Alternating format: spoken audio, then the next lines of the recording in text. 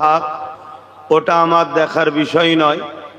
আমার বিষয় হলো তিনি ক্ষুধার্ত, আল্লাহর সৃষ্টি মানুষ, তাকে খানা খাওয়ানো হলো আমার ধর্মের সব থেকে ভালো কাজ। জোরে বলুন সুবহানাল্লাহ। এই বিষয়কে সামনে রেখেই সামান্য গুটি কতক কথা আলোচনা করার চেষ্টা করব। তবে আমি আর একটু খুশি হব যারা বাঁদিকে দাঁড়িয়ে আছেন যদি সামনে এসে বসেন, কেন সামনে কথা বলতে ভালো লাগবে, বেশি বেশি ঘাটটার ঘোরানো কষ্ট হবে। তাই যেনারা বাঁদিকে দাঁড়িয়ে আছেন সামনে যদি এসে বসেন আর একটু ভালো লাগবে। আমার ওয়ালিদ আব্বাজান প্রায় 40-45 বছর ধরে আসছে, 44 বছর ধরে আসছে এখানে। আমি জীবনের প্রথম আসলাম। তবে একটা জিনিস খুব ভালো লাগলো, বোর্ডে করে একটু ঘোরাচ্ছিল, বোর্ডে বসেই খানা খাওয়া আল্লাহ মিলালেন। বেশ পানির ওপরে ভেসে বসে বসে খানা খাওয়া মুহূর্তটা খুব ভালো লাগলো। হয়তো দুনিয়ার জিন্দেগিতে আল্লাহ অনেক শান মর্যাদা দিয়েছে, কিন্তু দুনিয়াবি যে একটা মানুষের জীবন থাকে, একটু ভ্রমণ ঘোরাঘুরি সব থাকার পরেও কিন্তু সুযোগ হয় না। আমরা যদি বলি এখনই আমি আমেরিকায় যাব, আমাদের প্রচুর মানুষ আছে যারা বলবে চলে আসেন, থাকা খাওয়া ঘোরা সব ফ্রি, কিন্তু দুঃখের বিষয় সময় নেই। যদি বলি লন্ডনে যাব, লন্ডনে হাজার হাজার আমার দাদা হুজুরের রুহানি বাচ্চা আছে, যেখানেই বলবো দাদা হুজুরের রুহানি বাচ্চা সেখানেই পাওয়া যাবে, কিন্তু দুঃখের বিষয় সময় নাই। মানুষের কাছে সত্যের বাণী, ইনসাফের বাণী, মানবতার বাণী, কল্যাণের বাণী, এক কথায় শান্তির বাণী পৌঁছাতেই ব্যস্ত। এতেই জীবনের শেষ। প্রায় অর্ধেকের বেশি লাইফ কেটে গেছে, আর কদিন বাঁচবো আল্লাহ জানে। তো যাক, আল্লাহ যেন জান্নাতে আমাদেরকে ভক্তি ভরা ভালোবাসায় ধর্মীয় মাহফিলে যখন এসেছি, আমাদের ধর্মীয় যে স্টাইল, সেই স্টাইলই শুরু হবে। আসুন দরুদ শরীফ আল্লাহুম্মা সাল্লি আলা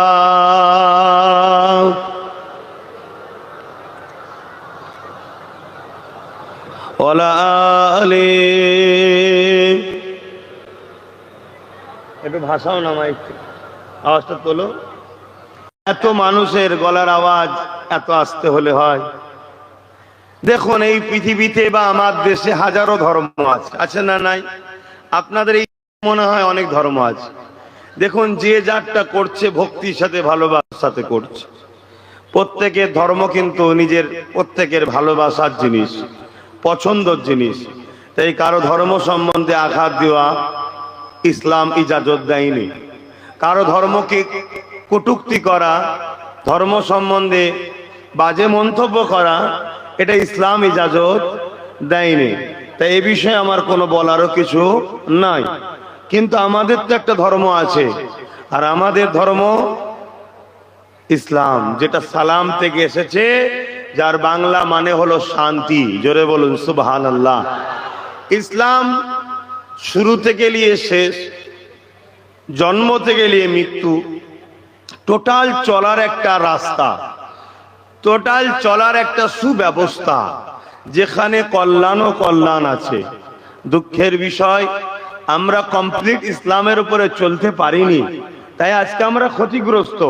কিন্তু ইসলাম মানুষকে কল্যাণ দেয়, ইসলাম মানুষকে বিপদ থেকে মুক্তি দেয়, ইসলাম সমাজকে সাম্য শান্তি দেয়। ইসলামকে আমরা অনেকে মনে করি দাড়ি টুপি নামাজ রোজা মসজিদ মাদ্রাসা এটাই ইসলাম। না, এটা ইসলামের মধ্যে ঠিকই, কিন্তু ইসলাম অনেক মহান ব্যাপার। ইসলাম প্রথমেই বললাম, ক্ষুধার্ত মানুষকে খানা খাওয়ানোর নাম ইসলাম, পিপাসিত মানুষের পিপাসা মিটাবার নাম ইসলাম, বস্ত্রহীন মানুষকে বস্ত্র দিবার নাম ইসলাম, গরিবকে আশ্রয় দিবার নাম ইসলাম, মজলুমের পক্ষে দাঁড়াবার নাম ইসলাম, রাষ্ট্রকে ভালোবাসার নাম ইসলাম, মা বাপকে সম্মান করার নাম ইসলাম, এমনকি বড়দের সম্মান ছোটদেরকে স্নেহ করার নাম ইসলাম, পৃথিবীর বুকে শান্তি প্রতিষ্ঠিত করার নাম ইসলাম, সমস্ত নেশাদ্রব্য দ্রব্য থেকে নিজেকে ফিরিয়ে রেখে হালাল শরীরের উপকার জাতীয় খাদ্য খাওয়ার নামও ইসলাম। ইসলাম একটা টোটাল চলার ব্যবস্থা, যেখানে মানুষ চললে নিজেও কল্যাণ পাবে, সমাজও শান্তি পাবে। জোরে বলুন সুবহানাল্লাহ। আর এত মানুষ আপনারা এসেছেন আজকে, কিন্তু কোন বিরিয়ানি পাওয়ার টাকা পাওয়ার জন্য আসেননি, আপনারা সবাই কিন্তু এসেছেন এক আল্লাহ ও মোহাম্মদ রসুলকে খুশি করার জন্য এসেছেন। জোরে বলুন সুবহানাল্লাহ। আল্লাহ যেন আপনাদের ঘরেও খুশি করে, বলুন আমিন। একটু ভালোবাসায় পড়তে হবে, কি পড়তে হবে তো নাকি? কেন দরুদ পড়ার হুকুম তো আল্লাহ দিয়েছে, সাল্লু, তোমরা দরুদ পড়ো। দরুদ পড়তে তো আল্লাহ বলেছে। দরুদের ফায়দা কত, তো বিষয় আজকে আলোচনা নয়। আজকের আলোচনা আছে ভক্তি ভরা ভালোবাসায় উচ্চ আওয়াজে দরুদ পড়েন। আল্লাহুম্মা সাল্লি আলা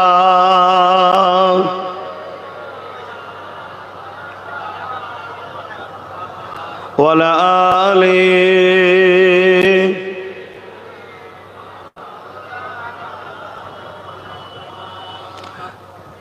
सदाग़े महशर में लब्बाई लब्बाई जहाँ उम्मतों ने पुकारा मुहम्मद, हमें जानो दिल से प्यारा मुहम्मद, मुहम्मद के गमों है हमारा मुहम्मद। अल्लाहुम्मा सल्ली अला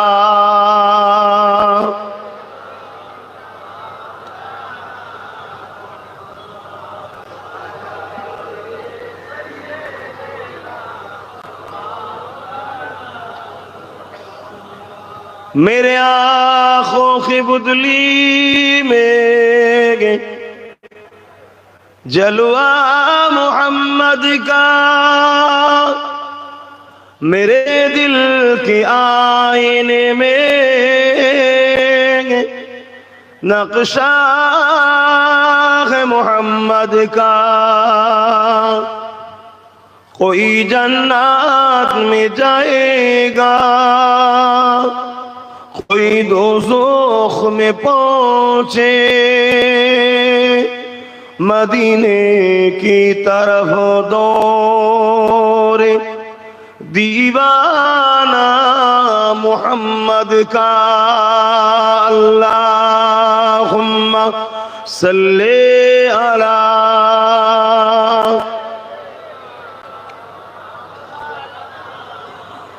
वला आले ला इलाहा इल्लल्लाह, ला इलाहा इल्लल्लाह मुहम्मदुर रसूलुल्लाह।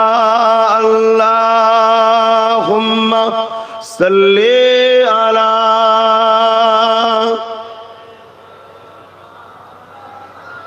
वला आले सय्यदना।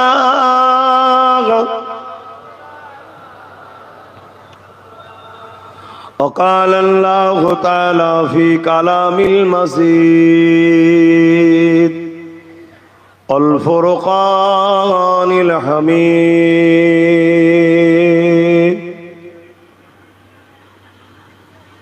وما خلقت الجن والإنس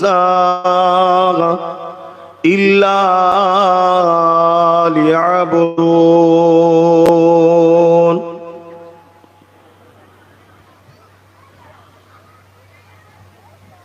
قال رسول الله صلى الله عليه وسلم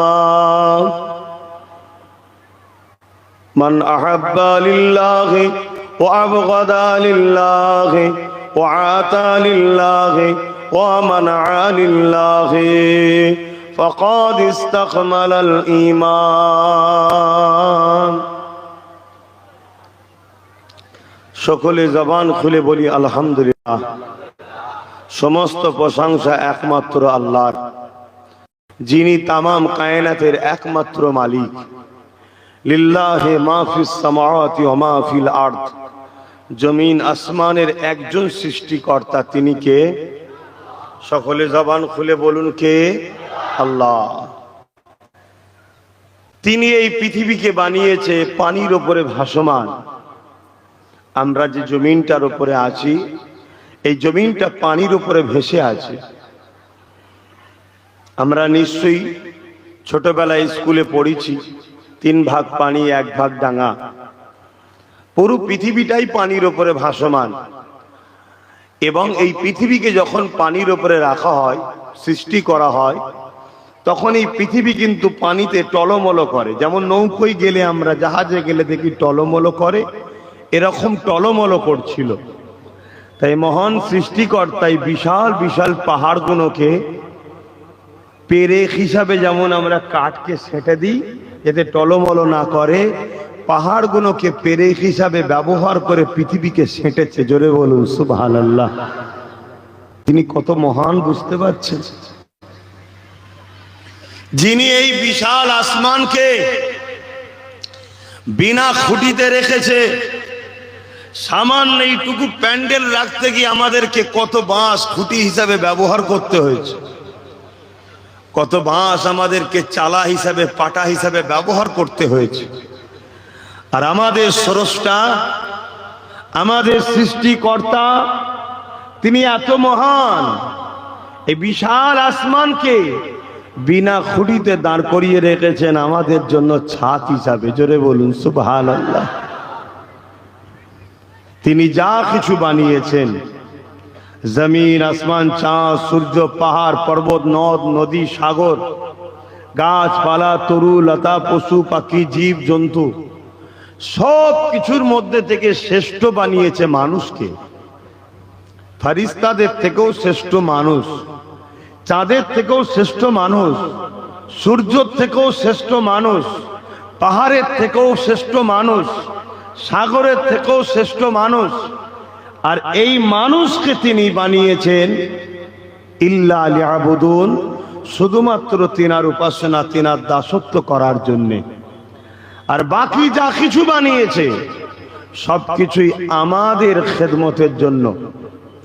সূর্য আমাদের উপকারের জন্য, চাঁদ আমাদের উপকারের জন্য, এ জমিন আমাদের জন্য বিছানা, গাছপালা আমাদের জন্য, নানা রকম কোয়ালিটির খাদ্য, মাছ, হাজারো রকম গোস্ত, হাজারো রকম শাকসবজি, হাজারো রকম ফলমূল, সব বান্দা বান্দির উপকারের জন্য, আমার আপনার কল্যাণের জন্য মালিক বানিয়েছে। যেগুলো তোরা খা, ভোগ কর, উপভোগ কর, কিন্তু দাসত্ব আমি ছাড়া অন্য কারো নয়। জোরে বলুন সুবহানাল্লাহ। তিনি আমাদেরকেই কত সুন্দর করে বানিয়েছে দেখেন না। বাপ আর মা এক জায়গায় হলেন, বাপের শরীরের কিছু নাপাক পানি মায়ের শরীরে গেল। ওই পানিটার মধ্যে তোমার আমার তো কয়েক হাজার কোটি কোষ থাকে, যেটাকে স্পাম বলা হয়। কথা বুঝে আসছে? কিন্তু সব কটাকে মালিক মেরে দিলেন। তোমাকে বাঁচালো, তোমাকে বাঁচালো, আমাকেও বাঁচালো। মায়ের রেহেমে গেলাম, 120 দিন মায়ের রেহেমে ছিলাম, প্রথমে 40 দিন একটা গোলাকার গোস্তের নাই পড়েছিলাম, 41 দিন থেকে ডিজাইন শুরু হচ্ছে। মনে রাখবেন, পৃথিবীতে যা কিছু মালিক সৃষ্টি করেছে কোন জিনিসে তিনি হাত লাগাননি, শুধুমাত্র মানুষকে তৈরি করার সময় তিনি কুদরতি হাত লাগিয়েছেন। জোরে বলুন সুবহানাল্লাহ। হ্যাঁ, আমরা সেই মানুষ দুদিনের দুনিয়ায় এসেছি একটা পরীক্ষা দিতে। পরীক্ষাটা কি? যিনি বানিয়েছেন তিনাকে ভালোবাসি কিনা, তিনি আগে না অন্য কেউ আগে, তিনার জন্য সবকিছু না তিনাকে ভুলে গিয়ে সবকিছুর পিছনে ছুটি, এটাই পরীক্ষা।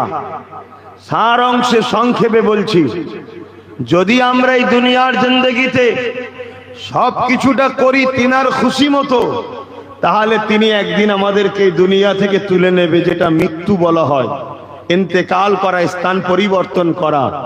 তুলে নিয়ে তিনি আমাদেরকে কবর, কবর থেকে মাহশর, মাহশর থেকে হয় জান্নাত নাই জাহান্নাম। যদি আমরা প্রভু সৃষ্টিকর্তার কথা মতো চলি, তাহলে তিনি আমাদেরকে চির শান্তির জান্নাতের মেহমান বানাবে। জোরে বলুন সুবহানাল্লাহ। যেখানে আমাদেরকে মায়ের পেটে তৈরি করলেন, হাড়, গোস্ত, রগ সেটিং করে চামড়াকে দিয়ে প্যাকিং করে 120 দিন পর আমাদের শরীরে তিনি রূহ দিলেন। রূহটা কি? তিনার হুকুম। রূহটা কি? আল্লাহর হুকুম। এই রূহ দিলেন, দিবার পর আমরা মায়ের পেটে লড়ে উঠলাম। মা বড় খুশি হলো, ডাক্তারখানায় গেল। এখন মডার্ন দুনিয়া, নানা রকম মেশিন বাহির হয়েছে। ডাক্তার মায়ের পেটে মেশিন লাগালো, মায়ের কানে দিল, মা শুনছে, বাচ্চা অর্থাৎ তুমি আমি নিঃশ্বাস নিচ্ছি। মায়ের মনটা খুশি হচ্ছে, আমার বাচ্চা ঠিক আছে। বলুন সুবহানাল্লাহ। আরো জোরে বলবেন না সুবহানাল্লাহ? হায়, সেই মহান স্রষ্টা আমাদেরকে বানিয়েছে, দুটো হাত দিয়েছে, দুটো পা দিয়েছে, দুটো কান দিয়েছে, দুটো চোখ দিয়েছে। শুধু এই চোখের কথাই যদি বলি, একটা একটা চোখে কত হাজার লেন্স বা ক্যামেরা আছে জানো?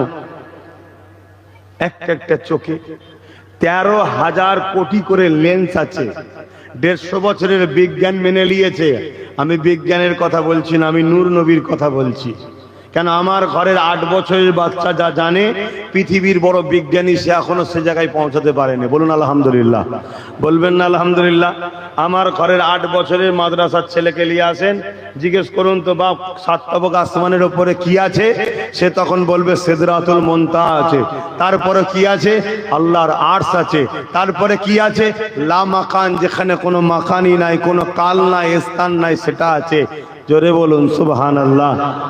কিন্তু বিজ্ঞান বলছে প্রথম আসমানের উপরে কি আছে, বলছে লা আদরি, জানি না। তাহলে পৃথিবীর বড় বিজ্ঞানী একদিকে রাখো, আর মোস্তফার গোলামের ঘরের ছেলে 8 বছর বয়স মাদ্রাসার চৌকাঠ থেকে 2-4 বার ঘুরে এসে বলছে 7 তবক আসমানের উপরে আল্লাহর আরশ আছে। এক আসমান থেকে আরেক আসমান কতটা? পৃথিবী থেকে প্রথম আসমান যতটা, প্রথম আসমান থেকে দ্বিতীয় আসমান ততটা, দ্বিতীয় থেকে তৃতীয়টা ততটা, তৃতীয় থেকে চতুর্থটা ততটা, চতুর্থ থেকে পঞ্চম ততটা, পঞ্চম থেকে ষষ্ঠম ততটা, ষষ্ঠম থেকে সপ্তম ততটা, আর এখান থেকে সপ্তম যতটা, ওই সপ্তম থেকে আরশ, কুরসি, এমন করে লাওহে মাহফুজ রয়েছে, এমন করে যেখানে সিদরাতুল মুনতাহা জিবরিল থাকে, ওটা হলো ততটা। জোরে বলুন সুবহানাল্লাহ। একটা মাদ্রাসার 7 বছরের বাচ্চা বলে দিচ্ছে। এজন্যই তো উঠে পড়ে লেগেছে মাদ্রাসাগুলো কি করে বন্ধ করা যায় না। আমাদের বিজ্ঞানী চলছেন, শুনছেন তো নাকি? এজন্য উঠে পড়ে লেগেছে, মাদ্রাসা বন্ধ করো। কি সমস্যা মাদ্রাসায়? কি হচ্ছে? মাদ্রাসা কি ক্ষতি করেছে?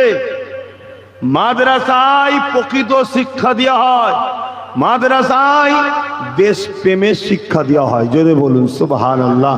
তো আমি ওইদিকে যাচ্ছি পরে। আমি যেটা বলছিলাম, দুটো চোখে তাহলে কত ক্যামেরা আছে, লেন্স, যে ভাষাটা আপনারা বুঝবেন।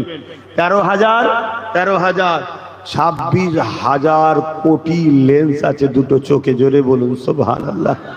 একটার সঙ্গে আরেকটার কোনো কানেকশন নেই, প্রত্যেকটা তার আলাদা। যেমন আমাদের দেশে কারেন্টের তার আছে, ওই তার যদি একটা তার ঠেকে যায়, ফিউজ উড়ে যায়, এই তারও যদি ঠেকে যায়, চোখের ফিউজ উড়ে যাবে, মানে রোশনি চলে যাবে। ভাবুন তো সেই মহান সৃষ্টিকর্তা কত দামি, কত আমাদেরকে ভালো, কত পাওয়ার কিনা। শুনছেন তো নাকি? এই এত ক্যামেরা দিয়ে আল্লাহ এর বিনিময়ে কিছু নিয়েছে নাকি? কই গো বলবেন তো নিয়েছে। আপনারা কি শুনতে এসছেন জানি না, যদি কারো কিছু শোনার থেকে বলুন, না আমি আমার মতো করে বলবো শুনবেন? তাহলে একটু সরাসরি দিতে হবে, কেন আমি কবরস্থানে তো বসে নাই, আর জীবনের প্রথমবার এসলাম। আসার আগেই তো ভাইরা রিকোয়েস্ট করছে আপনাকে আবার আসতে হবে। আমি সেটা পরের কথা, আব্বার সঙ্গে কথা বলবো, তারপর তার কথা। ভালোবাসেন আপনারা জানি, অনেক ভালোবাসেন। আব্বাজান হুজুরের মুখ থেকে শুনি, আজ থেকে নয় প্রায় 6-7 বছর ধরে আব্বাও বুঝাচ্ছে একবার যাও, একবার যাও, একবার যাও। কিন্তু নদী পার হওয়ার জন্যে ডুবে মরে যাব না, না ওর জন্য কারণ নাই। কে এত দূরে আসে বলেন না। এখন যাওয়ার সময় যদি বলে এখন শুকিয়ে গেছে যাওয়া যাবে না, তাহলে গেল তো। এই সব অনেক সমস্যা। যাক, তারপরে এসে কিন্তু ভালো লাগছে। আল্লাহ আপনাদেরকে কবুল করুক, আপনাদের এই ভালোবাসাও কবুল করুক, জান্নাতে যেন একসাথে রাখে, বলুন আমিন। এর চেয়ে আর কিছু চান নাকি? জান্নাতে যেন আমাদেরকে একসাথে রাখে, বলুন আল্লাহুম্মা আমিন। এখানে অনেক দূরে দূরে হয়ে গেছি, জান্নাতে একসাথে থাকলে দূরে হবে না, সব সময় দেখা হবে। আর জান্নাত খুব সুন্দর, যার বিবরণ দিলে আপনারা অবাক হয়ে যাবেন। তো যাই হোক, আমি যেটা বুঝাতে চাইছি, তাহলে আল্লাহ আমাদেরকে কত সুন্দর করে বানিয়েছে। বলুন, দুনিয়ায় কেউ যদি এক মুঠো ভাত দেয়, দুনিয়ায় যদি কেউ একবার আপনার পাশে দাঁড়ায়, আপনি তার জন্য কত কি করছেন। ধরুন এই নদীতেই পার হচ্ছেন, কোনো কারণবশত হঠাৎ করে আপনি ডুবে যাচ্ছেন, আর আরেকজন কেউ এসে আপনাকে নৌকো নিয়ে তুললো, আপনি কি বলবেন? যে ভাই তুই আমার জান বাঁচালি, বল তো কি চাস, কি যা চাইবি তাই দেবো, কেন জান বাঁচিয়েছিস। কখনো আমার আল্লাহকে বলেছেন যে আল্লাহ আপনি আমাকে দৈনিক কোটি কোটি বার বাঁচাচ্ছেন, নিঃশ্বাস টানার ক্ষমতা কে দিয়েছে? আর ছাড়ার ক্ষমতা? যদি নিঃশ্বাস টেনে আর না ছাড়তে পারেন ডেট, আর ছেড়ে যদি টানতে না পারেন তাও ডেট। আমাদের এখানে একটা ফারিস্তা বসানো আছে, সেই ফারিস্তা যখন টানে সঙ্গে সঙ্গে কানেকশন হয় আল্লাহর সাথে। কুদরতের বাইরে, জ্ঞানের বাইরে ভাই তোমার আমার, এ কুদরত আল্লাহর। আল্লাহ টেনেছে রুকে দেবো, আল্লাহ বলে না। অমনি ছাড়তে দেয়, ছেড়েছে রুকে দেবো না। যেদিন আল্লাহ বলবে আর ছাড়তে দিস না, সেদিনই হবে তোমার আমার ডেট, মৃত্যু। সেই আল্লাহকে ভালোবাসেন, পেয়ার করেন। তিনি আমাদেরকে সব থেকে সম্মানিত করেছেন, তিনি আমাদেরকে দুটো হাত দিয়েছেন। বান্দারে এই হাত দিয়ে তোরা হালাল ইনকাম করবি, বান্দারে ওরে আমার বান্দিরে এই হাত দিয়ে তোরা ন্যায়ের পক্ষে কাজ করবি, ওরে আমার বান্দা বান্দিরে এই হাত দিয়ে তোরা আমার কাছে দুয়া চাইতে থাকবি।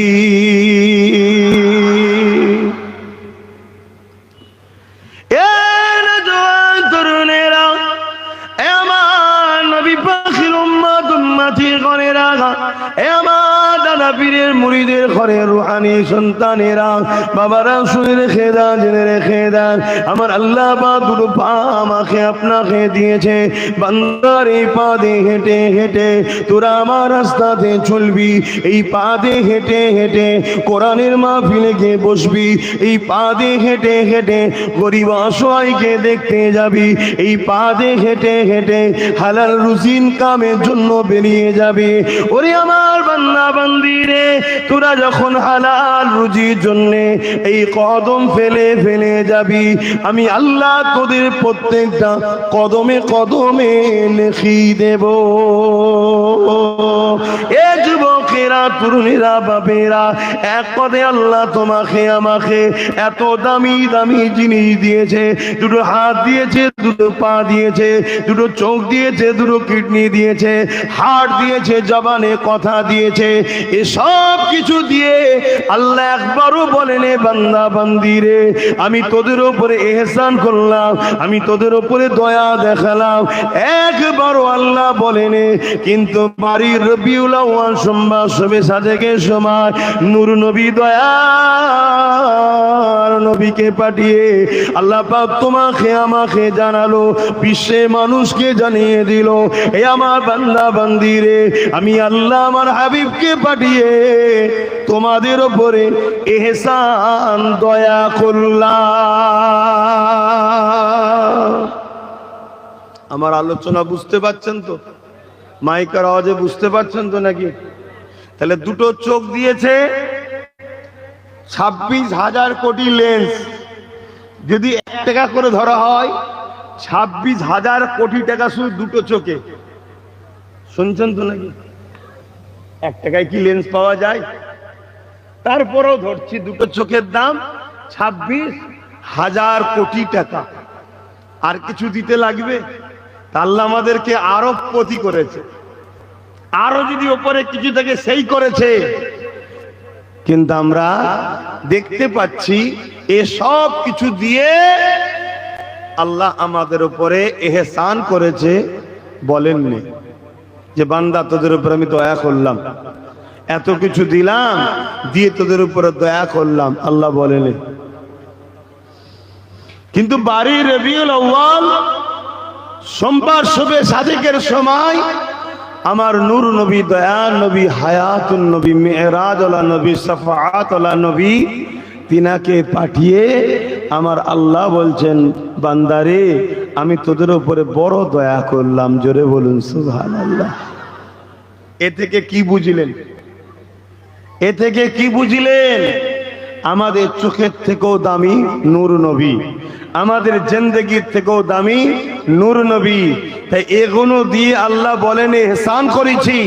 মুস্তাফা জানের রহমতকে দিয়ে বলছেন ইহসান করেছি, যিনি আখেরি মেসেঞ্জার, আখেরি আওতার, আখেরি প্রফেট, আখেরি রসুল হযরত মুহাম্মদ সাল্লাল্লাহু আলাইহি ওয়াসাল্লাম, তিনি এসেছিলেন বারি রবিউল আউয়ালে। বাপেরা কেন এসেছিলেন শোনেন। এই পৃথিবীর শ্রেষ্ঠ মানুষগুলো আজ থেকে 2000 বছর আগে ঈসা আলাইহিস সালাম বলে একটা নবী এসেছিলেন, জিনাদের ঘরে খ্রিস্টান ভাইরা বলে আমরা ঈসা নবীর মাননেওয়ালা। কারা? খ্রিস্টান ভাইরা বলে আমরা ঈসা নবীর মাননেওয়ালা। কিন্তু আলহামদুলিল্লাহ ঈসা নবীকে তাদের থেকে বেশি আমরা মানি। বলুন সুবহানাল্লাহ। হযরত ঈসা আলাইহিস সালাম চলে যাবার পরে তরুণেরা 500 বছর ধরে পৃথিবীর জমিনে কোনো মেসেঞ্জার আসেনি, কোনো আওতার, কোনো রসুল, কোনো প্রফেট আসেনি। এই না আসার দরুন এই পৃথিবীর মানুষগুলো মানবরূপী পশু হয়ে গিয়েছিল। কেমন পশু হয়ে গিয়েছিল? মানুষ নিজের কন্যা সন্তানগুলোকে জেন্ত জেন্ত দাফন করে দিত। আপনারা সবাই কম বেশি জানেন, এত জঘন্য হয়ে গিয়েছিল, জাহিলিয়াতের যুগ বলা হয়। মাকে নিজের ছেলে, মা নিজের ছেলের হাত থেকে নিজের ইজ্জতকে বাঁচাতে পারত না। বেটি নিজের ইজ্জত ও জান নিজের বাপের হাত থেকে বাঁচাতে পারত না। তৎকালীন সময় রোম ছিল পৃথিবীর দাদা। আজ যেমন আমেরিকা পৃথিবীর দাদা নিজেকে দাবি করে, অন্য কারোর কাছে হতে পারে, মোমেনদের কাছে নয়। তো যা কো ইখতিলাফে আমি যাচ্ছি না। তৎকালীন সময় রোম ছিল পৃথিবীর দাদা। কিসরা, কাইসার, পারস্য 1000 বছরের আগুনের উপাসনা হতো, 1000 বছর ধরে আগুনের উপাসনা হয়ে আসছে। তাদের ধারণা ছিল ছোট্ট ছোট্ট বাচ্চাদের ঘরে উৎসর্গ করতে হবে। তাই তাদের মনোনীত পছন্দ নিয়ে খোদা তারা যে বানিয়েছিল, সেই বাচ্চাদের ঘরে তারা সেখানে জবাই পর্যন্ত করত। গরিবের গলাতে শিকল থাকতো, কোমরে বেড়ি থাকতো, বাজারে গিয়ে বিক্রি হতো। এই ছিল তাদের অবস্থা। এক কথাই বলতে পারি, পুরো পৃথিবী জুড়ে অশান্তির দাবানল চলেছিল, পুরো পৃথিবী ধ্বংসের দিকে যাচ্ছিল। ইনসাফ মানুষ ভুলে গিয়েছিল, আমানতের খেয়ানত হতো, গরিবের উপরে লুট হতো, নারীদের ঘরে ভোগের পাত্রী বানিয়ে দেওয়া হয়েছিল, কন্যা সন্তান হলে জ্যান্ত পুঁতে দেওয়া হতো, মায়ের ইজ্জত বাপের ইজ্জত ছিল না, ক্ষমতাশালী গরিবদের ঘরে শোষণ করত, এই ছিল পৃথিবীর চরিত্র। এই বর্বরতা অসভ্যগুলো মানুষগুলোকে মহান সৃষ্টিকর্তা নাই কল্যাণ সত্যের রাস্তা দেখাবেন বলে সর্বকালের সর্বশ্রেষ্ঠ মহানায়ক, নবীকুলের সম্রাট, দোনো জাহানের সুলতান, বাদশাহদের বাদশাহ, রসুলদের রসুল, আমিনা লাল আব্দুল্লাহ দুলাল হযরত প্রফেট মোহাম্মদ রসুল সাল্লাল্লাহু আলাইহি ওয়াসাল্লামকে দুনিয়ার জমিনে পাঠিয়েছিলেন। জোরে বলুন সুবহানাল্লাহ। আরো জোরে বলা যাবে না সুবহানাল্লাহ? সেই নবী পেয়ে আমরা খুশি না বেজার? সেই নবী এসে পৃথিবীর মানুষকে কল্যাণের রাস্তা দেখিয়েছেন। এত সহজে নাকি? আপনাদের এই কি জায়গা জানো, চণ্ডীপুর ফুটবল মাঠ বা এই এলাকা, এই যে দাড়ি টুপি, এই যে ইসলাম, এই যে নাই সত্য দেখছেন, এটা কি এত সহজে এসছে মনে হয়? আজকে কারো ঘরে কন্যা সন্তান হলে ওই বাপ বলে আমার মা হয়েছে, আদর করে, চুমা দেয়, অথচ ১৫০০ বছর পিছিয়ে যাও কন্যাগুলোকে জ্যান্ত পোতা হচ্ছিল। আল্লাহ নবী বলেছিল, এ বিশ্বের মানুষ, এ আবু জেহেল উতবা সাইবা, তখন তারা নেতৃত্ব দিত, তোমরা কন্যাগুলোকে কেন হত্যা করছো? ওদেরও তো বাঁচার অধিকার রয়েছে, ওদের কি অপরাধ? ওরা কন্যা হয়ে এসেছে, সৃষ্টিকর্তা তোদের ঘরে কন্যা বানিয়েছে, এতে তো ওদের কোনো অপরাধ নাই, ওদের কোনো ক্ষমতাও নাই, তোমাকে পুরুষ বানিয়েছে, কে কন্যা বানিয়েছে, এদেরকে বাঁচার অধিকার দাও, এদেরকে বাঁচতে দাও।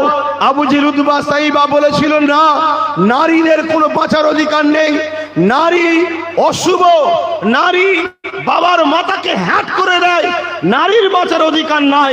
নূর নবী জবান খুলে বলতে লাগলে, শোনো, তোমাদের এই কাল্পনিক বিশ্বাস, তোমাদের এই মিথ্যা ধারণা খণ্ডন করার জন্যই মহান সৃষ্টিকর্তা আমাকে পাঠিয়েছে। আমি মোহাম্মদ প্রফেট হিসাবে জানাচ্ছি, কারো ঘরে যদি প্রথম কন্যা সন্তান হয়, এর মানে হলো ওই কন্যার বাবাকে মহান সৃষ্টিকর্তা জান্নাতের পয়গম সুসংবাদ দিল। জোরে বলুন সুবহানাল্লাহ, আরো জোরে বলুন সুবহানাল্লাহ। নারীর মর্যাদা ছিল না বাপ? আজ বিশ্ব জুড়ে নারী স্বাধীনতার নামে, নারীর অধিকারের নামে বিশ্ব জুড়ে আজ ভদ্র লেবাস দিয়ে একদল আমার নারী শোষণকারী রাক্ষস পৃথিবী জুড়ে মাথা চাড়া দিয়েছে। তাই একজন উম্মতে মুহাম্মাদী হিসাবে আমি উম্মতে মুহাম্মাদীকে জানাই, আমাদেরকে সংগঠিত হয়ে নারীদের উপরে জুলুম, নারীদের উপরে অত্যাচার, নারীদের উপরে অমানবিক অত্যাচার, নারীদের ঘরে অধিকারের নামে যে বেলাইনে নামানোর ষড়যন্ত্র চলছে, এর প্রতিবাদে গর্জে উঠে বিশ্বের মুখে মায়ের জাতের ইজ্জতের শান মর্যাদাকে উঁচু করে ধরা উম্মতে মুহাম্মাদী আমাদের জন্য দায়িত্ব আছে না নাই? আওয়াজ দিয়ে বলুন, আছে না নাই? তবেই তো উম্মত। আমরা মনে করি নামাজ শুধু ইসলাম না, নামাজ পড়ে নারীর অধিকার দিয়ে আগে। আমি বড় পাওয়ারের সাথে বলে যাচ্ছি, আলী আকবর সিদ্দিকীর বেটা তো, তার আগে জুলফিকার সিদ্দিকীর পুতাও আমি, জামানার মুজাদ্দেদের ঘরের আওলাদ বলছি। অহংকার করছেন উলামা ভাইয়েরা বসে আছেন, আমার কথাকে কেটে দেন। 570 খ্রিস্টাব্দে নূর নবী এসেছেন, 40 বছর বয়সে নবুয়তের কাজ শুরু করেছে। 570, 40, 610। নবী মেরাজে গেছে 621 গিয়ে ওখান থেকে নামাজ রোজা এনেছে।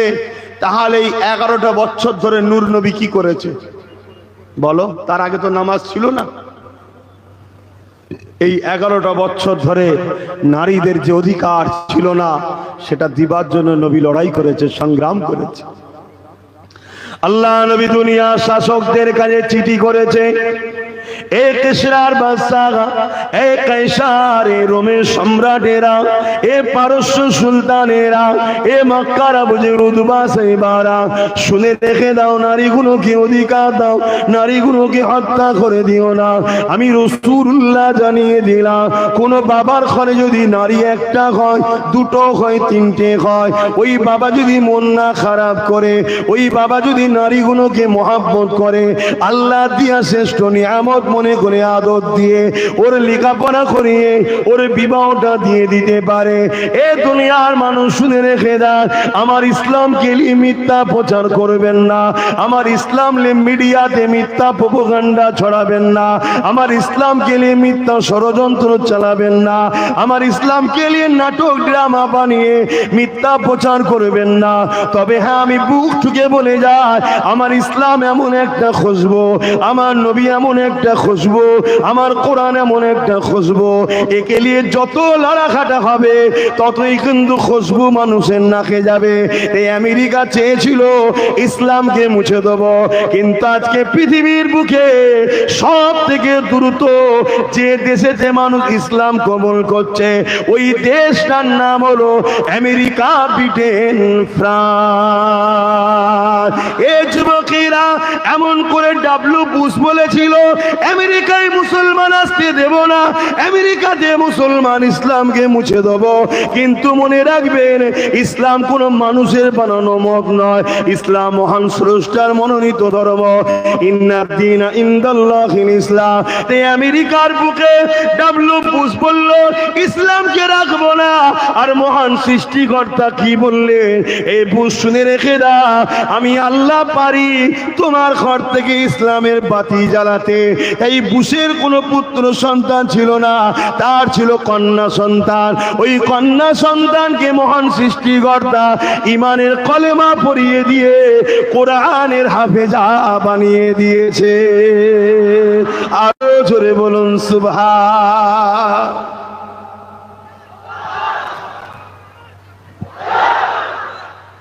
ইসলামকে জানতে হবে।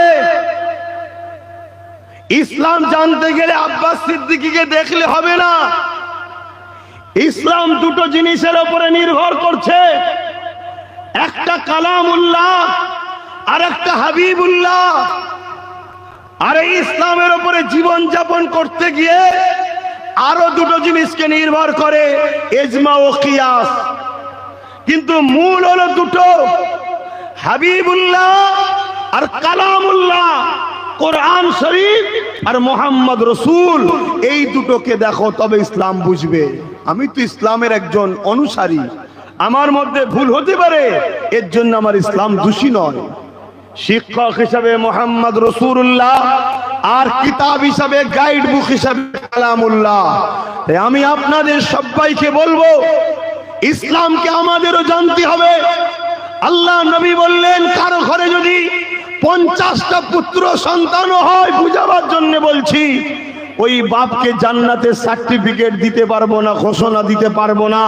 কিন্তু কারো ঘরে যদি একটা, দুটো, তিনটে পরপর কন্যা সন্তান হয়, আর ওই বাপ যদি কন্যা সন্তানকে বুঝা না মনে করে, মন না খারাপ করে, আল্লাহ দিয়া নিয়ামত মনে করে মানুষ করে, তাকে লেখাপড়া শিখিয়ে বিবাহ উপযুক্ত জায়গায় দিয়ে দিতে পারে, ওই বাপ আর আমি রাসূলুল্লাহ দুটো আঙুল তুলে দেখিয়েছে যেমন পাশাপাশি, আল্লাহর জান্নাতে পাশাপাশি থাকবো। জোরে বলুন সুবহানাল্লাহ।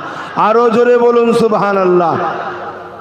তাহলে ইসলাম নারীর অধিকার দিবার নাম, ইসলাম নারীকে সম্মান করার নাম। আল্লাহ নবী জানালেন, কারো ঘরে যদি কন্যা সন্তান থাকে, এর মানে হলো ওই ঘরে একটা জান্নাত রয়েছে। অর্থাৎ এক একটা নারী এক একটা জান্নাত।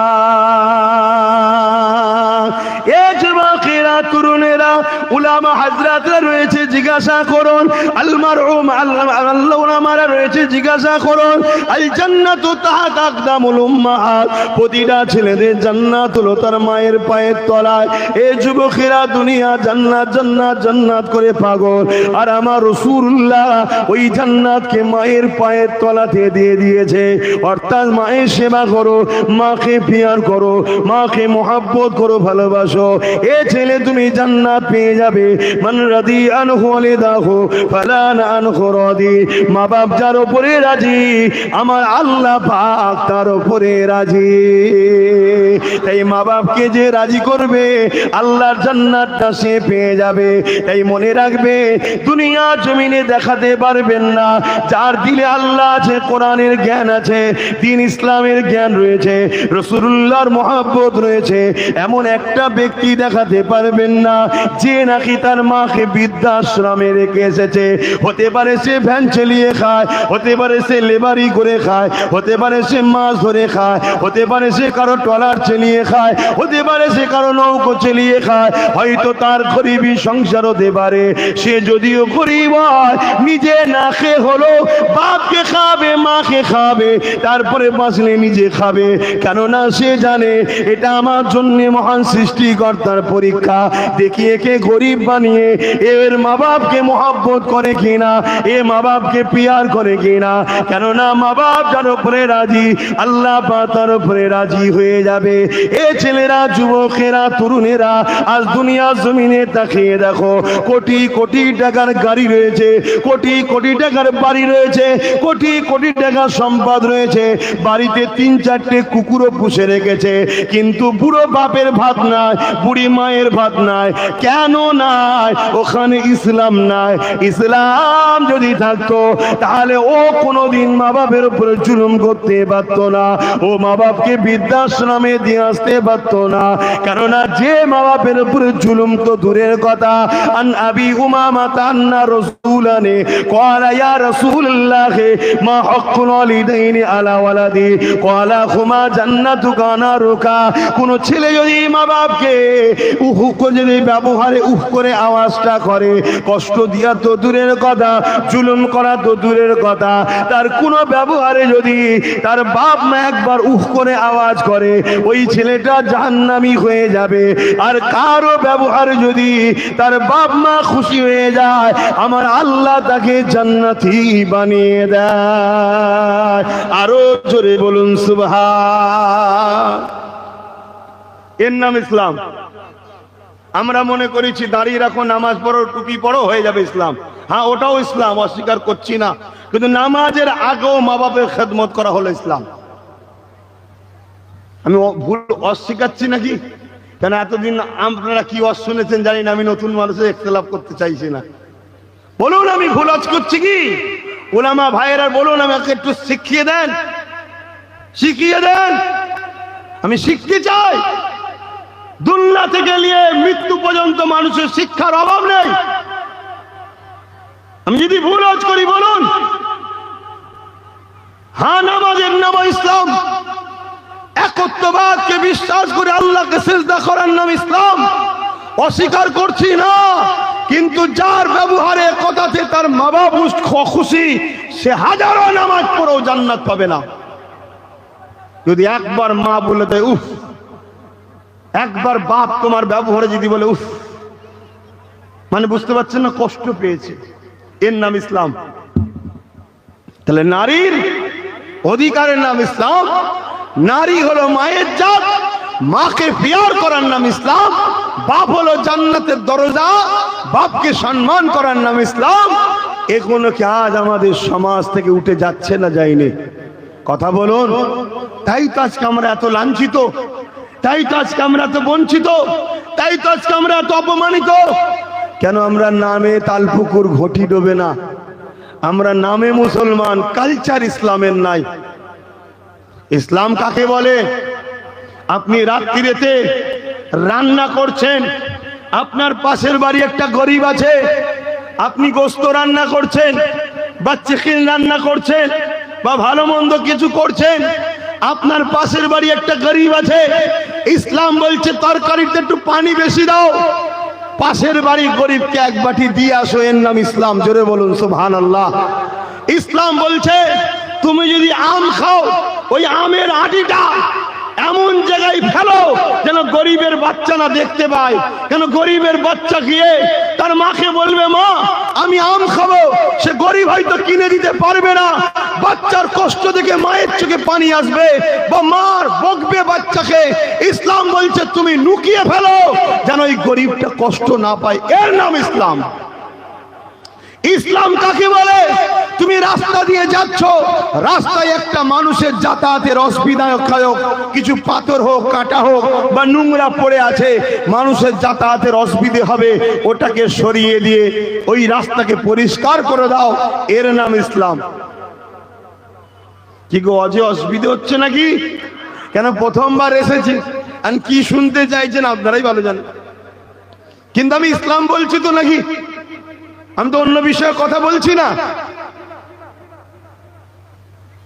হায় হায় হায় হায়, আজকে আমাদের কাছে ইসলাম কই? ইসলাম কাকে বলে শোনেন। আল্লাহ নবী, নূহ নবী, দয়া নবী, রাহমাতুল লিল আলামিন নবী আমার যে রাস্তা দিয়ে যেতেন, ওই রাস্তা দিয়ে একটা অমুসলিম মহিলা আমার নবী পাককে কষ্ট দেবে বলে একটা কাঁটা বিছিয়ে রাখতো, যাতে করে নূর নবীর পায়ে কাঁটাটা ফোটে, আল্লাহ নবী কষ্ট পাবে। এখন প্রশ্ন হতে পারে, আমার নবীকে ওই মহিলাটা কেন কষ্ট দিত? ওই অমুসলিমটা কেন ব্যথা দিত? ওই অমুসলিমটা আমার নবীর উপরে কি রাখছিল? কোন রাগ নয়, ওই অমুসলিমটাকে তৎকালীন সন্ত্রাস আবু জেল, উতবা, সাইবা, আবু লাহাব এরা ভুল বুঝিয়েছিল। কেন ভুল বুঝিয়েছিল? আমার নবীর ইনসাফের কাছে মানুষ দলে দলে আসতে লেগেছে, আমার নবীর নাই প্রচারের কাছে মানুষ দলে দলে আসতে লেগেছে, আমার নবীর মানব বন্ধনের কাছে মানুষ দলে দলে আসতে লেগেছে, আমার নবীর ইহসান ইনসাফের কাছে মানব বন্ধনের কাছে অমুসলিম থেকে দলে দলে মানুষ আমার নবীকে নবী বলে ইমানের কালিমা পড়ে ইসলাম অ্যাকসেপ্ট করে নিতে লেগেছে। এইটা দেখে আবু জেল, উতবা, সাইবা পৃথিবীর তৎকালীন জালিম যারা ছিল, যারা মানুষের খোদা সেজে বসেছিল, যারা মানুষকে কৃত দাস দাসী বানিয়েছিল, যারা মানুষকে ভোগ করত, যারা নারীদের উপরে জুলুম করত, তারা দেখলো মুহাম্মদকে যদি রুকা না যায় তাহলে আমাদের ক্ষমতা আচ্যুত হয়ে যেতে হবে। এ যুবকেরা, তরুণেরা, বাবেরা, আমার নবীর বিরুদ্ধে তারা মিথ্যা প্রচার চালিয়েছিল। আমার নবীকে জাদুকর বলতো, আমার নবীকে পাগল বলতো, আমার নবী সম্বন্ধে উল্টো পাল্টা মিথ্যা প্রচার করেছিল। ওই মহিলাটা, অমুসলিম মহিলার কানেও আমার নবী সম্বন্ধে মিথ্যা মেসেজ দিয়েছিল। তাই ওই রাগ করে আমার নবীকে কষ্ট দেবে বলে আমার নবীর রাস্তা দিয়ে কাঁটা বিছত। একদিন এই কাঁটাটা বিছানো নেই, আল্লাহ নবী যখন খবর পেলেন কাঁটাটা বিছানোর মহিলাটা কোথায় গেল, খবর পেল মহিলাটা বিমারে পড়েছে। আরে নূর নবী, দয়া নবী এক তো তার দুশ্মনী করত, আবার সে অমুসলিম ছিল, এক আল্লাহ মানত না, তার তাওহীদের উপরে ঈমান আনে। এ যুবকেরা শোনো শোনো, দোনো জাহানের সুলতান আর ওই মহিলার বাড়ি চলে গেলে, মহিলাকে গিয়ে মা বলে সম্বোধন করে ডাক দিলে, মহিলা চোখ খুলে বলে, কে রে বাবা এত দয়া বয়া করে ডাক দিলি? ওই মহিলা ঘুরে দেখে যার রাস্তায় কাটা বিছাটা সেই মুহাম্মদ আমাকে মা বলে ডাকছে। ওই মহিলা আমার রাসূলুল্লাহকে দেখে অবাক হয়ে বলতে লাগলো, কি খবর বাবা, তুমি কি আমায় চেনো? আমি কি করি তুমি জানো? আল্লাহ নবী বললেন, মা ওসব কথা বাদ দেন, আমি সবই জানি মা, তবে মা জানতে চায় আজ শুনলাম আপনি অসুস্থ, কি করে তুমি জানলে বাবা? কেন আপনি আমার রাস্তায় কাটা বিছান? ও তুমি জানো তাহলে? হ্যাঁ মা আমি সবই জানি। তাহলে তুমি আমাকে দেখতে এলে কেন, আমার খোঁজ নিতে এলে কেন? আল্লাহ নবী বলেছিলেন, মা আপনি আমাকে কাটা বিছান কেন? আপনি আমার সম্বন্ধে ভুল মেসেজ পেয়েছেন, আপনি আমার সম্বন্ধে ভুল জেনেছেন, আপনাকে আবু জেল ভুল শুনিয়েছে, উতবা ভুল শুনিয়েছে, সাইবা ভুল শুনিয়েছে, তাই আপনি আমার উপরে নারাজ হয়ে তাই আমার উপরে রাগ মিটাতে লেগেছেন। কিন্তু মা মনে রাখবেন, আমি মুহাম্মদ তামাম আলমের জন্য রাহমাতাল লিল আলামিন হয়ে এসেছি। নবী পাকের কথা শুনে বুড়ি মহিলার চোখের পানি রইল না, সে পানি চোখ দিয়ে জারি হয়ে যায়। আজও বিশ্বজুড়ে সিনেমার মাধ্যমে, মিডিয়ার মাধ্যমে, আবার তথাকথিত একদল সব বেরিয়েছে, চলছে না চলে না? আমার নবী সম্বন্ধে কুৎসা রটাচ্ছে না রটাইনে? কেন লটাচ্ছে শোনেন শোনেন। আজকের আবু জেহেল তারাও চায় না নারী অধিকার পাক, ইসলাম থাকলে নারীর পক্ষে আওয়াজ থাকবে। আজকের আবু জেহেল চায় না গরিব মাথা তুলে বাঁচুক, ইসলাম থাকলে গরিবের পক্ষে কথা হবে। এই তো আমি গরিবের পক্ষে কথা বলছি, আমার কি ইন্টারেস্ট আছে না? আমার ধর্ম এটা গরিবের পক্ষে দাঁড়ানো ধর্ম। সে মুসলিম হোক আর হিন্দু হোক, খ্রিস্টান, দলিত, আদিবাসী, যাই হোক, সবার পক্ষে দাঁড়াতে হবে। এ বিষয়ে একটা হাদিস বলি শুনুন।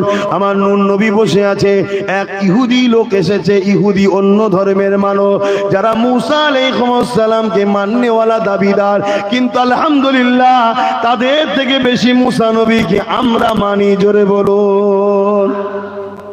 তো যাই হোক, ইহুদি এসে আমার রসুলকে জিজ্ঞেস করছে, মুহাম্মদ সাল্লাল্লাহু আলাইহি সাল্লাম বলুন তো ইসলামের সব থেকে ভালো কাজ কোনটা? ইসলামে সব থেকে ভালো কাজ কোনটা? আমার নবীকে জিজ্ঞেস করছে ইহুদি এসে। আল্লাহর নবী কি বলেছিলেন? মসজিদ তৈরি করা, বলবেন তো? মাদ্রাসা তৈরি করা, বলেন, বলেছেন? বড় জুব্বা পরা, দাড়ি রাখা, টুপি পরা ইসলামের সব থেকে ভালো কাজ? না না না না, এগুলো ভালো কাজ, অস্বীকার করছি না, কিন্তু ইসলামের সব থেকে ভালো কাজ আল্লাহ নবী বললেন ক্ষুধার্তকে খানা খাওয়ানো। ইহুদি মানুষটা প্রশ্ন করলো, মুহাম্মদ সে যদি ইসলাম অ্যাকসেপ্ট না করে? আল্লাহ নবী বললেন, আমি বলেছি মানুষ। কি বলেছি? মানুষ। তুমি আবার ঘোরাচ্ছ কেন? এ বাবা শোনো, মানুষ তার কি ধর্মীয় পরিচয় ওটা তার বিষয়, কিন্তু আল্লাহর সৃষ্টি মানুষ। খোদার তোকে যদি খানা খাওয়াও, আমি রাসূলুল্লাহ জানিয়ে দিলাম ইসলামের সব থেকে ভালো কাজ হলো এটা। তাহলে একটা মুসলমান যদি দেখো রাস্তা দিয়ে যাও, অমুসলিম কেউ ক্ষুধার্ত আছে, তাকে যদি খানা খাওয়াও, ইসলামের সব থেকে ভালো কাজ হবে না? হবে না? এক কথা বলে না তো? এটা যদি প্রচার চলে, আগামী দিন তো সবাই বলবে মুহাম্মাদের গোলামকে আমাদের লিডার বানা। অসুবিধা আছে না? নাই? তাই ইসলাম সম্বন্ধে ভুল বুঝাও। বুঝছেন না? বোঝেন না? ডিস্টার্বটা কোথায়? তরুণেরা, মুসলমানের মধ্যে দুটো কোয়ালিটি আছে, একটা হলো হোসাইনি মুসলমান, একটা হলো এজিদি মুসলমান। হোসাইনি মুসলমান আলাদা জিনিস, এজিদি মুসলমান আলাদা জিনিস। হোসাইনি মুসলমান কখনো একটা পিপিলিকাকেও ইচ্ছা করে মারতে পারে না। মানুষ তো দূরের কথা, পিঁপড়ে বোঝেন তো নাকি পিপিলিকা? যদি পিপিলিকাকে ইচ্ছা করে মারে, সে যদি বলে আমি হোসাইনি মুসলমান, তাহলে সে মৃত্যু হবে। আর যে এমন করে পিপিলিকা মারবে না, কেননা সেও আল্লাহর সৃষ্টি, তাকে মারার অধিকার তোমার আমার নাই। এ হবে হোসাইনি মুসলমান। আমি কি বুঝাচ্ছি আপনারা বুঝছেন তো নাকি?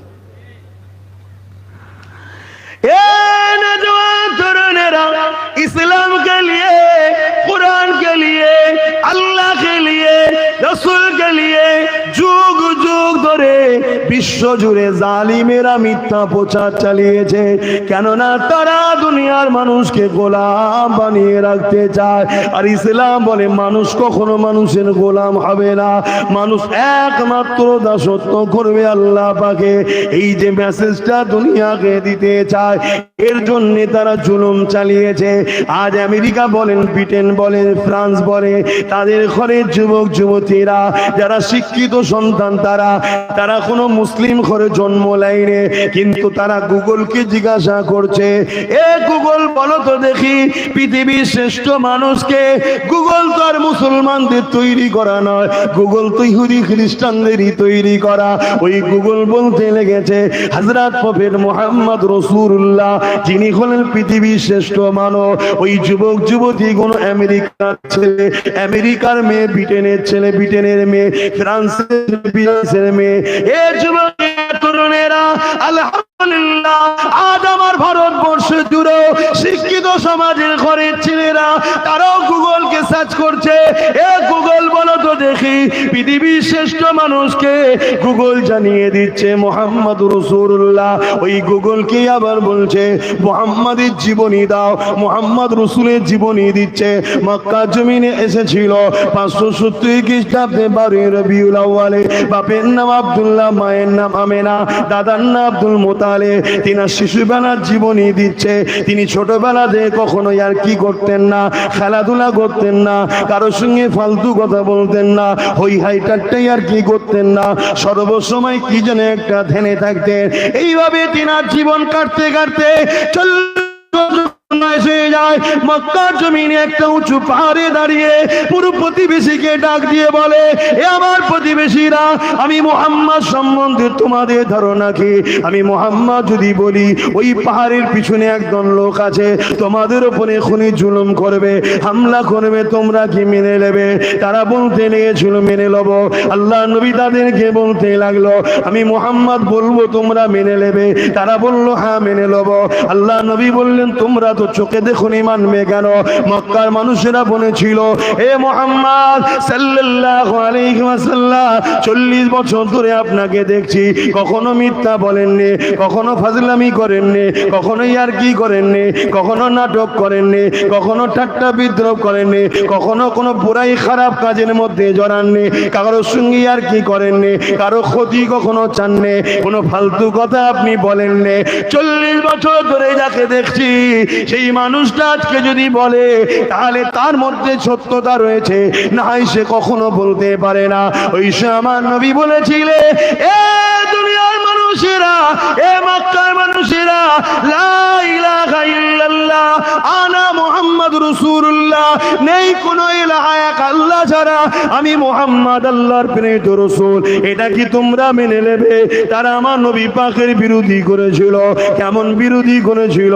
আল্লাহ নবীকে এমন করে রক্তাক্ত করে দিয়েছিল, আল্লাহ নবীর উপরে জুলুম করেছিল। কিছুক্ষণ আগেই যারা বলল মুহাম্মদ তুমি আল আমিন চির সত্যবাদী, তারা জুলুম করতে লেগেছে।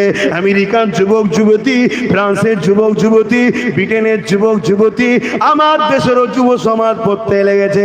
পৃষ্ঠা উল্টাতে উল্টাতে উল্টাতে উল্টাতে নবীর জীবনী পড়তে পড়তে পড়তে কখন যেন ওই অন্য ঘরে জন্ম লিয়া ছেলেটা কখন যেন দিলের রাসূলুল্লাহকে জায়গা দিয়ে দিয়েছে।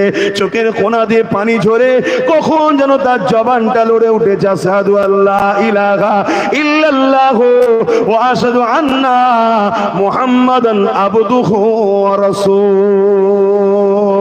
আরো জোরে বলুন সুবহান। পৃথিবী দেখছে যদি মুহাম্মাদের দিকে সবাই চলে যায়, তাহলে আমেরিকায় প্রতি সেকেন্ডে একটা ধর্ষণ হয়, প্রতি মিনিটে একটা নারী খুন হয়। এটা বন্ধ হবে না? হবে না? কথা বলছে না তো?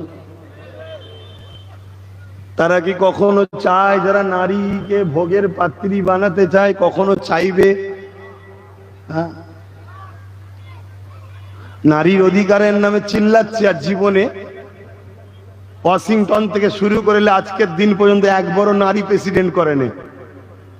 কিছু বুঝতে পারছেন তো? যাক, বিষয়ে আমি বলতে যাচ্ছি না, আমি আমার হুজুরের কথাটাই বলছি। তাহলে আমার নবীর আদর্শ দেখে পৃথিবীতে দলে দলে মানুষ ইমানের কালেমা পড়ছে, আর আমাদের বাপ দাদু সব মুসলমান। আমাদের মধ্যে নবীর আদর্শ কই আছে? বলুন। আমরা নিজের ভাইকে ছাড়ি না, নিজের মায়ের পেটের ভাই, ও যদি এক বেগদা জমি বেশি পেয়ে যায়, দিয়াল যদি তুলো ফলে, কেস করে আর করে ভেঙে বার করা পর্যন্ত থামবে না। দরকার হয় ওকে মেরে দিতে হয়, মেরেও দেবে। কি গো, সমাজে ঘটছে না ঘটে না? এই আমার কথা বলা ভুল হচ্ছে? কত মানুষের রাত্রিরে ঘর বাড়ি লুট, কত জমি জায়গা লুট হচ্ছে, মানুষের ফিশারি লুট হচ্ছে। এদের মধ্যে কিছু মুসলিম নামধারী আছে না নাই চুরি করার মধ্যে? তারাও তো বলছে মুসলমান। এর নাম কি ইসলাম? কথা বলে না তো। এর নাম কি ইসলাম? তাহলে অন্যায় আমরা করব, আল্লাহ শাস্তি দেবে না? দেবে না? হ্যাঁ, শাস্তি শুরু হয়েছে, শাস্তি শুরু হয়েছে, জানেন না? শাস্তি শুরু হয়েছে। দরুদ শরীফ আল্লাহুম্মা সাল্লি আলা সাইয়্যিদিনা মাওলানা মুহাম্মদ ওয়া আলা আলিহি।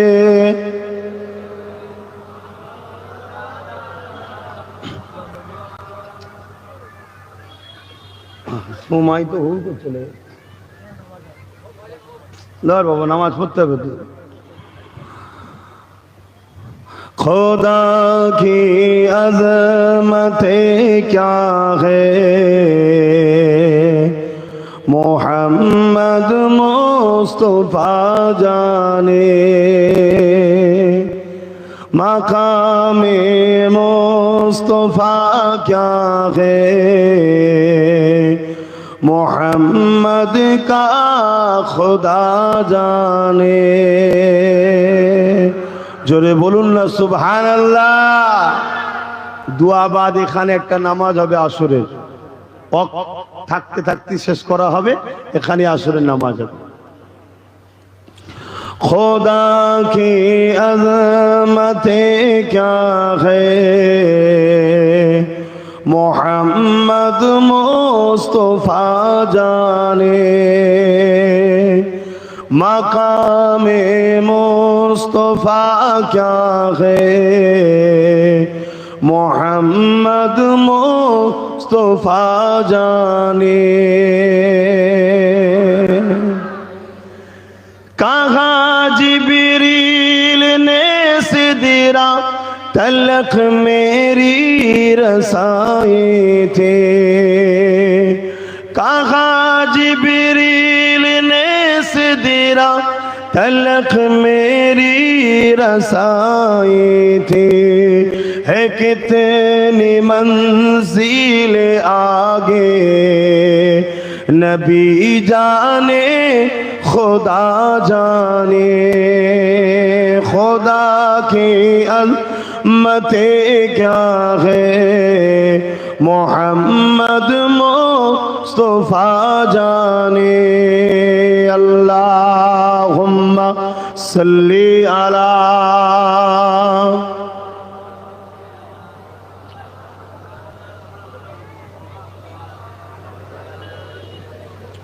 জোরে জোরে পড়েন আমার আব্বা জানেরা, ভাইরা। আমার নবীর আখলাক চরিত্র দেখুন, ওইভাবে জীবন গড়ুন। আল্লাহ বা কোরআনের মধ্যে জানিয়েছে, قد كان لكم في رسول الله أسوة حسنة। এ দুনিয়ার মানুষেরা, তোমার আমার জন্য, সমস্ত মানুষের জন্য আল্লাহ আমার নূর নবীকে মডেল বানিয়েছে।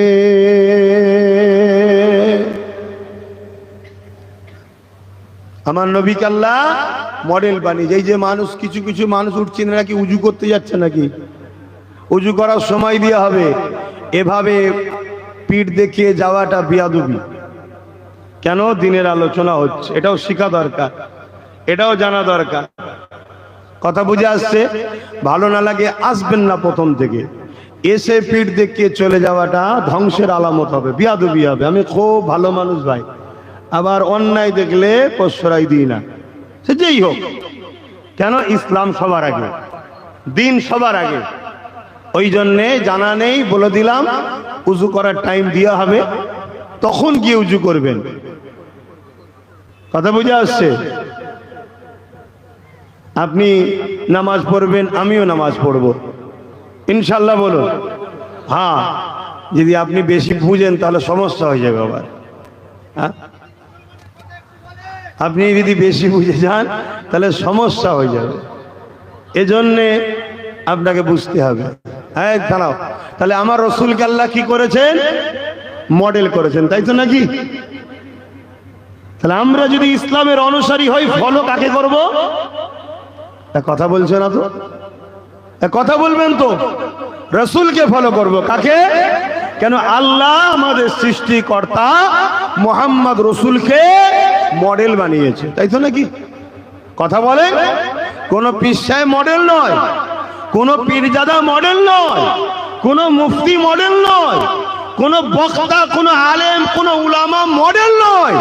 মডেল হলো মোহাম্মদ রসুল। উসওয়াতুন মা'আনা মডেল মোহাম্মদ রসুল। জোরে বলুন সুবহানাল্লাহ। তাহলে কি আলেম মানবেন না? মানতে হবে। ওয়ারাসাতুল আম্বিয়া, মুর্শিদ মানবেন না?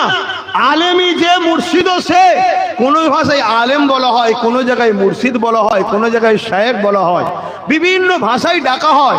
অর্থাৎ যারা তোমাকে আমাকে কোরআন সুন্নাহর আলোকে আল্লাহ রসুল চিনায়, তাদেরকেই তো বলা হয় মুর্শিদ। জোরে বলুন সুবহানাল্লাহ। তাদেরকেই তো বলা হয় আলেম।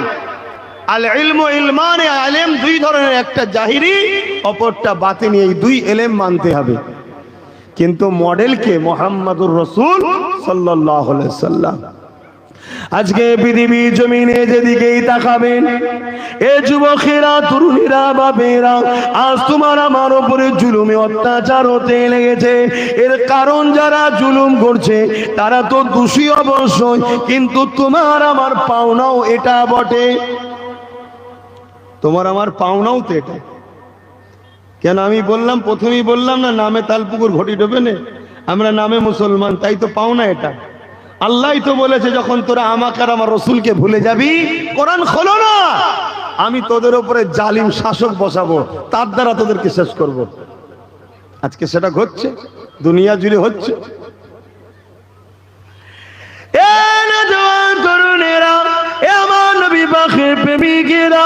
আসল পরিবর্তন হয়ে যান। পৃথিবী যতই চেষ্টা করুক না কেন, মনে রাখবেন হালাকু খান চেষ্টা করেছিল, চিঙ্গিস খান চেষ্টা করেছিল, বুশো চেষ্টা করেছিল, হতভাগা আকবর চেষ্টা করেছিল, যুগে যুগে এইভাবে অনেক জালিম চেষ্টা করেছে, সবাইকে আল্লাহ মিটিয়ে দিয়েছে। তোমাকে আমাকে পৃথিবী জমিনে আজকের তারিখে 250 কোটি রেখেছে। তরুণেরা, কিন্তু তোমাকে আমাকে নিয়েটা তো ঠিক করতে হবে। তোমার আমার মডেল যখন আল্লাহ নূর নবীকে করেছে, তুমি যা করবে নবীকে দেখো, নামাজ পড়বে নবীকে দেখো, রোজা রাখবে নবীকে দেখো, হজ করবে নবীকে দেখো, যাকাত দেবে নবীকে দেখো। এক কথাই নবী তোমার আমার মডেল। তুমি যদি দিনকে মানো, মন দিয়ে শুনে রেখে দাও, তোমার ধর্ম নীতি হবে মুহাম্মদ রাসূলকে দেখে, তোমার সমাজ নীতি হবে মুহাম্মদ রাসূলকে দেখে, তোমার অর্থনীতি হবে মুহাম্মদ রাসূলকে দেখে, তোমার রাজনীতিটাও হবে মুহাম্মদ রাসূলকে দেখে। কেন পৃথিবী জমিনে তুমি ধর্ম নেতা যদি বলো, মুহাম্মদ রাসূলের জোড়া নাই, রাজনীতি যদি বলো, মুহাম্মদ রাসূলের জোড়া নাই, অর্থনীতিতে যদি বলো, মুহাম্মদ রাসূলের জোড়া নাই, তুমি যেদিকেই যাবে মুহাম্মদ রাসূল হলো টপ নাম্বার 1। এই আল্লাহ আমার নবীকে মডেল বানিয়েছে। তুমি যাই করো না কেন রসুলকে দেখো। আমার নবী মুসলমানের সঙ্গে কিভাবে সম্পর্ক, অমুসলিমের সঙ্গে কিভাবে সম্প্রীতি, মানব বন্ধের সম্পর্ক, আল্লাহ নবী সবটা শিখিয়েছে। এ যুবকেরা, তরুণেরা, এ আমার নবী পাকের প্রেমিকেরা, আমার নবী পাকের একজন ছাত্র হযরত ওমর ফারুক রাদিয়াল্লাহু তাআলা, তিনি এমন করে দেখা যায় এমন সময় রাত্রিতে ছদ্মবেশে বেরিয়ে পড়েছে। কারণ অর্ধেক পৃথিবীর খলিফা, তিনি ঘুরে ঘুরে দেখতে লেগেছে আমার প্রজাদের অবস্থাটা কি, আমার প্রজারা কি হালে রয়েছে। এই ঘুরে দেখতে দেখতে দেখতে দেখতে দূর এক জায়গাতে চলে গেল। সেখানে যাওয়ার পরে দেখে গভীর রাত্রিরে একটা বাটি জ্বলতে লেগেছে আর দুটো বাচ্চা কাঁদতে লেগেছে। হযরতে ফারুক আজম কান পাতলে, ওই কান পাতার পরে দেখতে লেগেছে বাচ্চা দুটো খোদা জ্বালায় কাঁদতে লেগেছে। আর এই বাড়ির মা বাচ্চা দুটোকে সান্ত্বনা দিতে লেগেছে আর বলতে লেগেছে, বাবা সবর করো বাবা, খানা তৈরি হচ্ছে বাবা, এখনই দেওয়া হবে বাবা। এমন করে দেখতে লেগেছে পাত্রে কোনো খাবারই নাই, পানি বসিয়ে চুলাতে ধরিয়ে রেখেছে, বাচ্চাকে সান্ত্বনা দিতে লেগেছে। এ যুবকেরা, হযরত ওমর ফারুক এই দৃশ্য দেখে তিনি বাইতুল মাল চলে এলেন, অর্থাৎ যেখানে খাদ্য ভান্ডার রয়েছে সেই জায়গা থেকে খাবারটা নিয়ে গিয়ে হযরত ওমর ফারুক এমন করে সেই লোকটাকে দিয়ে যাচ্ছে। হুজুরের সঙ্গে একজন সাথী ছিলেন, তিনি বলতে লেগেছে, এই আমিরুল মুমিনিন, এই খলিফাতুল মুসলিমিন, এই হযরত ওমর ফারুক, আপনি আপনার কেন বোঝাটা বয়ে নিচ্ছেন? ওই খাদ্যর বোঝাটা আপনি আমার পিঠে দিন, আমি নিয়ে যাব সাথে করে। হযরত ওমর ফারুক বলেছিলেন, এরা আমার অধীনস্থ রয়েছে, আমি এদের শাহিনশাহ, আমি এদের সুলতান, আমি এদের খলিফা, রাজ সিংহাসন আমার জন্য আল্লাহ দিয়েছে। যদি আমার প্রজা খোদার থাকে, কিয়ামতের দিনে আল্লাহ ধরবে, আজ তুমি খাদ্যের বোঝা নিয়ে যাবে বলছো, সেদিনকে আমার গুনার বোঝাটা নেবে। হযরত ওমর ফারুক রাদিয়াল্লাহু তাআলা আনকে জিজ্ঞাসা করো, এই ওমর, প্রজাদের উপরে ইনসাফি করা, এই দরদ দেখানো, এটা কার থেকে শিখলে? হযরত ওমর ফারুক বলে, এটা আমার নূর নবী শিখিয়েছে। আরো জোরে বলুন সুবহান আল্লাহ। জিন্দা যেটাই নেবেন আমার রসুল থেকে লিন, কল্যাণ পাবেন। নবী ছাড়া যাকেই মডেল বানাবেন ঠকতে হবে বাপ। আমি বলছি না যে আমি তোমাদের মডেল, না। আসো আমার নূর নবীকে ধরো, নবীকে ধরো। এবার নবী বলেছে, যারা আমার পক্ষে তোরা তাদের পক্ষে থাকবি। আল্লাহ নবী জানাচ্ছেন, আল উলামা ওয়ারাসাতুল আম্বিয়া, আলেমে হাক্কানীরা হলো আমার ওয়ারিস। আলেমে হাক্কানী কারা? যারা মুখ খুলে রাসূলুল্লাহর জন্য, আল্লাহর জন্য, তারা। জোরে বলুন সুবহানাল্লাহ। কথা মাথায় ঢুকছে? যারা নাই নাই বলে, অন্যায়কে অন্যায় বলে, তারাই তো আলেমে হাক্কানী। যারা অত্যাচারী শাসকের চোখে চোখ রেখে কথা বলবে, তারাই তো আলেমে হাক্কানী। যারা গরিবের পক্ষে দাঁড়িয়ে, বিধবার পক্ষে দাঁড়িয়ে, এতিমের পক্ষে দাঁড়িয়ে, রাষ্ট্রের পক্ষে দাঁড়িয়ে, মুসলিমের পক্ষে দাঁড়িয়ে অত্যাচারীর বিরুদ্ধে লড়বে, তাদেরকেই বলা হয় আলেমে হাক্কানী। তাহাজ্জুদ পড়লে শুধু হয় না, কোরআন তেলাওয়াত করতে জানলে শুধু হয় না, আল্লাহর মখলুক যে বাঁচাবার চেষ্টা করে, গরিবকে যে বাঁচাবার চেষ্টা করে, তারাই তো আলেমে হাক্কানী। জোরে বলুন সুবহানাল্লাহ, আরো জোরে বলুন সুবহানাল্লাহ। ভাইরা আমার, ভাইরা আমার, মন দিয়ে শুনুন। আজ আমাদের ঘরে ইসলাম থেকে অনেক দূরে সরিয়ে দেওয়া হয়েছে। কেন সরিয়ে দেওয়া হয়েছে? ইসলাম যদি থাকে, এক গরিবের নওয়াজি যথেষ্ট। কথা কিছু বুঝলেন না? বুঝলেন না? ইসলাম যদি থাকে, এক মুজাদ্দিদ আল-পেসানি যথেষ্ট। আপনারা জানেন না, ভারতবর্ষের জমিনে হতভাগা আকবর বলে এক শাসক ছিল, কোরআনকে মিটাবার জন্য দ্বীনে ইলাহি বার করেছিল। ওই দ্বীনে ইলাহি বার করে সে নিজের পক্ষে অনেক মুফতি মৌলানা বক্তাকে খরিদ করে নিয়েছিল। তাকে বেতনভুক্ত করে, তাদেরকে ভাতা দিয়ে, তাদেরকে মাইনে দিয়ে, তাদেরকে অর্থ দিয়ে সাধারণ মুসলমানের কাছে ওই আলেম উলামাকে পাঠিয়ে শুধু আকবরের বিরুদ্ধে না গর্জে ওঠে, আকবরের ভুল হলেও এই উলামা দ্বারা সংশোধন করিয়ে দেব। এই উলামারা মুসলমানকে যে বুঝাতো না ও সব ঠিক আছে, ও সব ঠিক আছে, এভাবে বেতনভুক্ত করে রেখেছিল। আকবর একদিন ধরা পড়ল।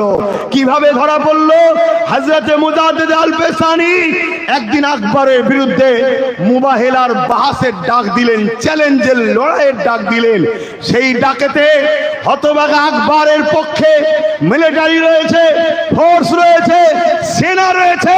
আর এই সব দেখে দুনিয়াদার মুফতি, দুনিয়াদার মৌলানা, দুনিয়াদার বক্তা, দুনিয়াদার আলেম সব আকবরের পাশে দাঁড়িয়েছে। কেন? আকবরের পাশে না গেলে জেল হবে, আকবরের পাশে না গেলে ভাতা মাইনে বন্ধ হবে, আকবরের পাশে না গেলে গুলি খেতে হবে, আকবরের পাশে না গেলে মিলিটারি পুলিশদের মেরে দেবে, জুলুম করবে। কিন্তু মুজাদ্দিদ আল-পেসানি দাঁড়িয়ে রয়ে গেল, আকবরের বিরুদ্ধে লড়াই লড়াইয়ের জন্য মুজাদ্দিদ আল পেসানির পাশে সামান্য কিছু গুটি কতক আলেম উলামা দাঁড়িয়েছিল। এ যুবক, ইতিহাস শুনে রাখো।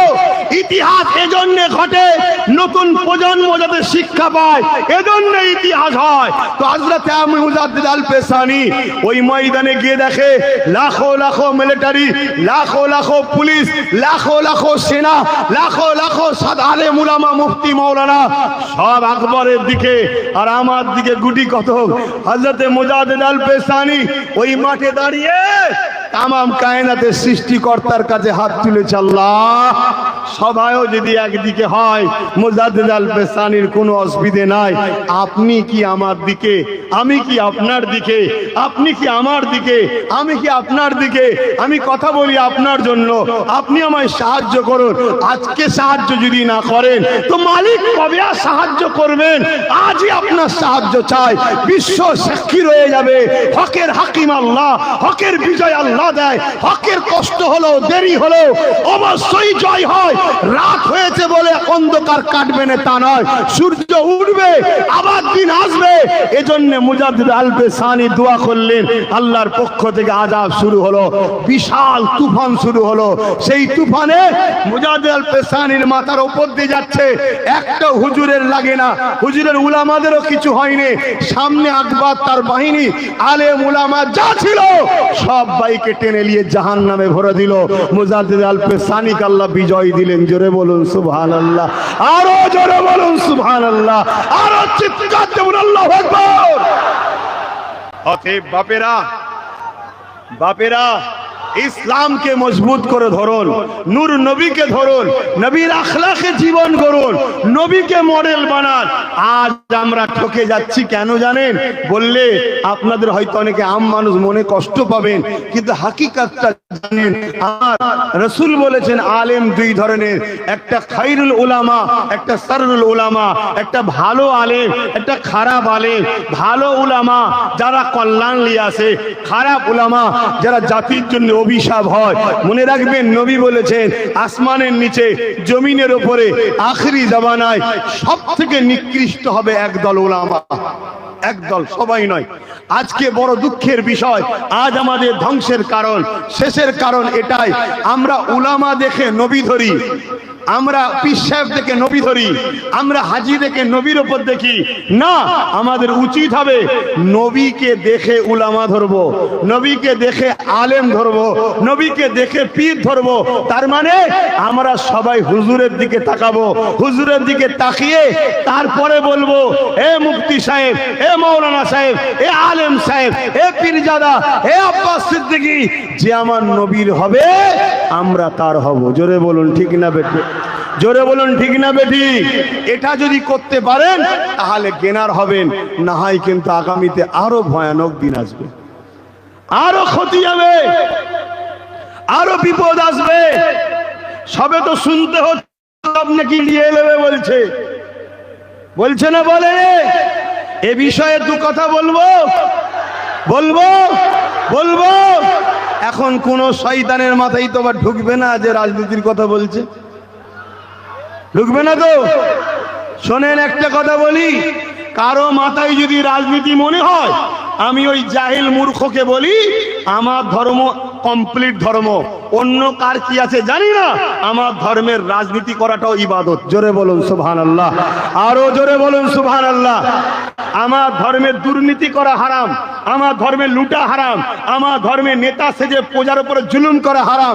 আমার ধর্মের রাজনীতি মানে রাষ্ট্র ও জনগণের গোলাম, সেবক, খাদেম। জোরে বলুন সুবহানাল্লাহ, আরো জোরে বলুন সুবহানাল্লাহ। হযরতে মাওলা আলী শেরে খোদা নাম শুনেছেন না? কোন প্রজা যদি পেটের জ্বালায় চুরি করে, প্রজা পর্যন্ত কোন প্রজা যদি পেটের জ্বালায় চুরি করে, হযরতে আলী বলছে চোরের হাত পরে কাটবে, আগে ওই এলাকার নেতার হাত কাটো। কারণ নেতা যদি প্রজাকে ঠিকভাবে খেতে দিত তাহলে চুরি করতো না। শুনছেন তো নাকি? এই রাজনীতি ইসলামে চলে। লুটে লাও, মেরে লাও, কেড়ে লাও, খেয়ে লাও, গরিব বানাও, ভিখারি বানাও, আতু দেবো, পিছু পিছু ঘুরবে, এটা ইসলামে হারাম। শুনছেন তো নাকি?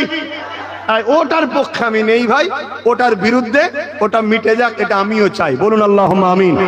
তো আমি যে কথা বলছি, দ্বিতীয় নম্বর কথা, কেউ যদি বলে রাজনীতি বলছে, আমি তিনাকে বলবো, বন্ধু, যারা রাজনীতির পাওয়ার দিয়ে ধর্মের উপরে আঘাত দিচ্ছে তাদের ঘরেও বলেন না রাজনীতি করছিস করে না, ধর্মলে মাথা মারছিস কেন? কি বলা দরকার আছে না নাই? এটাই তো দরকার তাদেরও। তুই রাজনীতি করতে এসছিস, রাষ্ট্র সেবা করবি, রাষ্ট্রবাসীর নিরাপদ দিবি, শিক্ষা, স্বাস্থ্য, কর্ম, বাসস্থান। সংবিধান বলছে 4টে রাষ্ট্রকে দিতে হবে, শিক্ষা দিতে হবে, কর্মসংস্থান দিতে হবে, বাসস্থান আর সুচিকিৎসা। প্রত্যেকটা ভারতের নাগরিককে 140 কোটি ভারতীয়কে দিতে হবে, এটা সংবিধান বলছে। তুই এইগুলোর বিষয়ে মাথা মান না। কি করে দেশের উন্নতি বাড়বে, কি করে ডেভেলপমেন্ট হবে, কি করে দেশ তারাক্কি পাবে। তুই দেশের রেল বিক্রি করে দিলি, দেশের পলিসি বিক্রি করে দিলি, দেশের ইন্স্যুরেন্স বিক্রি করে দিলি, দেশের জায়গা জমি বিক্রি করে দিলি, দেশের কি বলে এয়ারপোর্ট গুলো বিক্রি করে দিলি, একটার পর একটা দেশকে সব বিক্রি করে দিলি। তোর আমলে এমন করে নানান রকম মুদি, কি মুদি, ললিত মুনি লেখা টাকা নিয়ে পালাচ্ছে, এগুলোকে রুকার তোর ধান্দা নেই। তুই শুধু কি করে কাজ, কৃষককে শেষ করব, কি করে হিন্দু মুসলমান লেগিয়ে দেবো, কি করে মুসলমানদের মসজিদ মাদ্রাসা ভেঙে দেবো, এটা কি রাজনীতি লোকেদের কাজ? তুই রাজনীতি করছিস না শয়তানি করছিস? তাহলে আমাদের মতো উলামাদের ঘর তো বোঝাতেই হবে। কি গো ভুল বলা হচ্ছে? হযরতে আব্দুল আজিজ মুহাদ্দিস দেহলভী নাম শুনেছেন না শোনেন না? তিনি ফুরফুরাওয়ালাদেরও মুরব্বী, দেওবন্দীদেরও মুরব্বী। আব্দুল আজিজ মুহাদ্দিস দেহলভী রাহমাতুল্লাহ আলাইহি, তিনি বলে সর্বপ্রথম ইংরেজদের বিরুদ্ধে লড়াই করা ফরজ, চলো উলামারা, তিনি প্রথম ফতোয়া দিয়েছিলেন। কথা বুঝে আসছে? তাহলে মাতৃভূমির যেখানে ইজ্জতের ব্যাপার আসবে সেখানে কথা বলাটাও তো ধর্ম। জোরে বলুন সুবহানাল্লাহ। আমি কারো ধর্মকে ছোট করছি না, কারো ধর্ম নিয়ে কোনো আলোচনা করতে চাইছি না, কিন্তু গর্ব করে বলছি আমার ইসলাম বলেছে মাতৃভূমিকে ভালোবাসাটাও নেকি ও পুণ্যের কাজ। জোরে বলুন সুবহানাল্লাহ। আরো জোরে বলেন। হে উলামা ভাইরা, একটু সাক্ষী দেবেন, যদি ভুল বলি ধরিয়ে দেবেন। আমার নবীর মাতৃভূমি হলো মক্কা। আমার নবীর মাতৃভূমি কি? মক্কা। আমার নবী মাতৃভূমি মক্কা শরীফ। মক্কাতে যখন নবী আসলেন, মক্কাতে বড় হলেন, কিন্তু আবু জেহেল, উতবা, সাইবার অত্যাচারে 40 বছর বয়সের পর নবুয়তের এলানের পর নবীকে মক্কা ছেড়ে ইয়াসরিব মদিনায় চলে যেতে হচ্ছিল। ওই সময় নবী পাক সাল্লাল্লাহু আলাইহি সাল্লাম, যিনি আমাদের মডেল, তিনি নিজের মাতৃভূমি মক্কার দিকে তাকিয়ে তাকিয়ে চোখের পানি ফেলে কাঁদে আর জবানে বলে, মক্কা আমি তোমায় ভালোবাসি, মক্কা আমি তোমায় ভালোবাসি, মক্কা আমি তোমায় ভালোবাসি। উম্মত তো সেই যুবকটা, উম্মত তো সেই বাপটা, উম্মত তো সেই মা বোনটা যে কিনা বলবে ভারত আমি তোমায় ভালোবাসি। কেন? নবী আমার মডেল। নবী যদি বলে মক্কাকে ভালোবাসি, প্রত্যেকটা নবীর উম্মতকে বলতে হবে ভারত আমি তোমায় ভালোবাসি। জোরে বলুন সুবহানাল্লাহ, আরো জোরে বলুন সুবহানাল্লাহ। অতএব অতএব অতএব সাদা ব্রিটিশকে আমরা তাড়িয়েছি, এবারে কালো ব্রিটিশকে ধুলাই দিতে হবে আমাদের। বলুন ঠিক না বে ঠিক? কেন? মাতৃভূমির সওয়ালের ব্যাপার যখন আসবে তখন মাতৃভূমির পাশে দাঁড়াতে হবে। এটা একটা ইমানদারের পরিচয়। কি গো ওলামা ভাইরা, ভুল বলছি নাকি? সাক্ষী দেবেন বা ভুল হলে বলবেন ভাইরা। হ্যাঁ, আমার নবী দেশকে ভালোবাসা শিখিয়েছে। আজকে সেই দেশের দিকে খেয়াল না দেওয়ার জন্যই আজকে দেশটা শেষ হয়ে যাচ্ছে। তো যাক, আমি সংক্ষেপে বলবো, তার আগে আমি আবার একবার বলছি, আমাদের মডেল হযরত প্রফেট মুহাম্মদ রাসূল সাল্লাল্লাহু আলাইহি ওয়াসাল্লাম। মুফতিকে সম্মান করি করবেন, ইমামকে সম্মান করি করবেন, পীর সাহেবকে সম্মান করি করবেন, আলেমকে সম্মান করি করবেন। যদি আলেম, পীর, মুফতি দাবিদার রাসূলুল্লাহর পক্ষ ছেড়ে দিয়ে দুনিয়ার কোন তাগুতি শক্তির যদি দালদাস হয়ে যায়, তাকে সম্মান করাটাও হারাম। শুনছেন না? শুনেন না? তাকে সম্মান করাটা কি হারাম, চলবে না। কেন? ও প্রকাশ্য দুশ্মনের থেকেও খতরনাক, মুনাফিক। কথা বুঝছেন না? বোঝেন না? আর একটু বলে দিই, ইসলাম দাঁড়িয়ে আছে দুটো পাট্টির উপরে। পাট্টি বোঝেন তো নাকি? ট্রেন যাই দেখেছেন? ট্রেন, আপনাদের তো ট্রেন লাইনও নাই, কিন্তু কখনো তো বাইরে গেছেন রে বাবা? না দ্বীপেই সারা জীবন রয়ে গেছেন। মুরব্বী বাপেরা বাইরে যান না কলকাতায়? ট্রেন দেখেছেন তো? ওই ট্রেনের দেখবেন দুটো পাট্টি বিছানো থাকে, তার উপর দিয়ে ট্রেনটা যায়। এই ট্রেনটা ধরুন ইসলাম, বুঝাবার জন্য বলছি, ট্রেনটা ইসলাম, এতে আপনি যাচ্ছেন, কিন্তু দুটো পাঠ্য দরকার। ইসলামের রাস্তাও দুটো, কুনতুম খায়রা উম্মাতিন উখরিজাত লিন-নাস তা'মুরুনা বিল মা'রুফ ওয়া তানহাউনা আনিল মুনকার। বলুন কোরআনের কথা নয়, আমার দাদুর কথা নয়, এ চলো দাদা হুজুরের কথা মানবো না, আমি অন্য হুজুরের মুরিদ, ঠিক আছে বাবা যা, কিন্তু এটা তো আল্লাহর কথা, প্রত্যেককে মানতে হবে। আল্লাহ কোরআনে বলছেন কুনতুম খায়রা উম্মাতিন উখরিজাত লিন-নাস তা'মুরুনা বিল মা'রুফ ওয়া তানহাউনা আনিল মুনকার। তোমরা ভালো কাজ করো, অন্যায়কে মিটিয়ে দাও। অন্যায়কে কি, জোরে বলো, ভালো কাজের আদেশ দাও, অন্যায়কে মিটিয়ে দাও। ভালো কাজ করো, করার আদেশ দাও, অন্যায় করো না, অন্যায়কে মিটিয়ে দাও। মনে রাখবেন, আমার নবী এই 11 বছর ধরে এই পৃথিবীর যত অত্যাচার ছিল, জালিম ছিল, অত্যাচারী শাসক ছিল, সবার বিরুদ্ধে আল্লাহ নবী সংগ্রাম করেছে, লড়াই করেছে।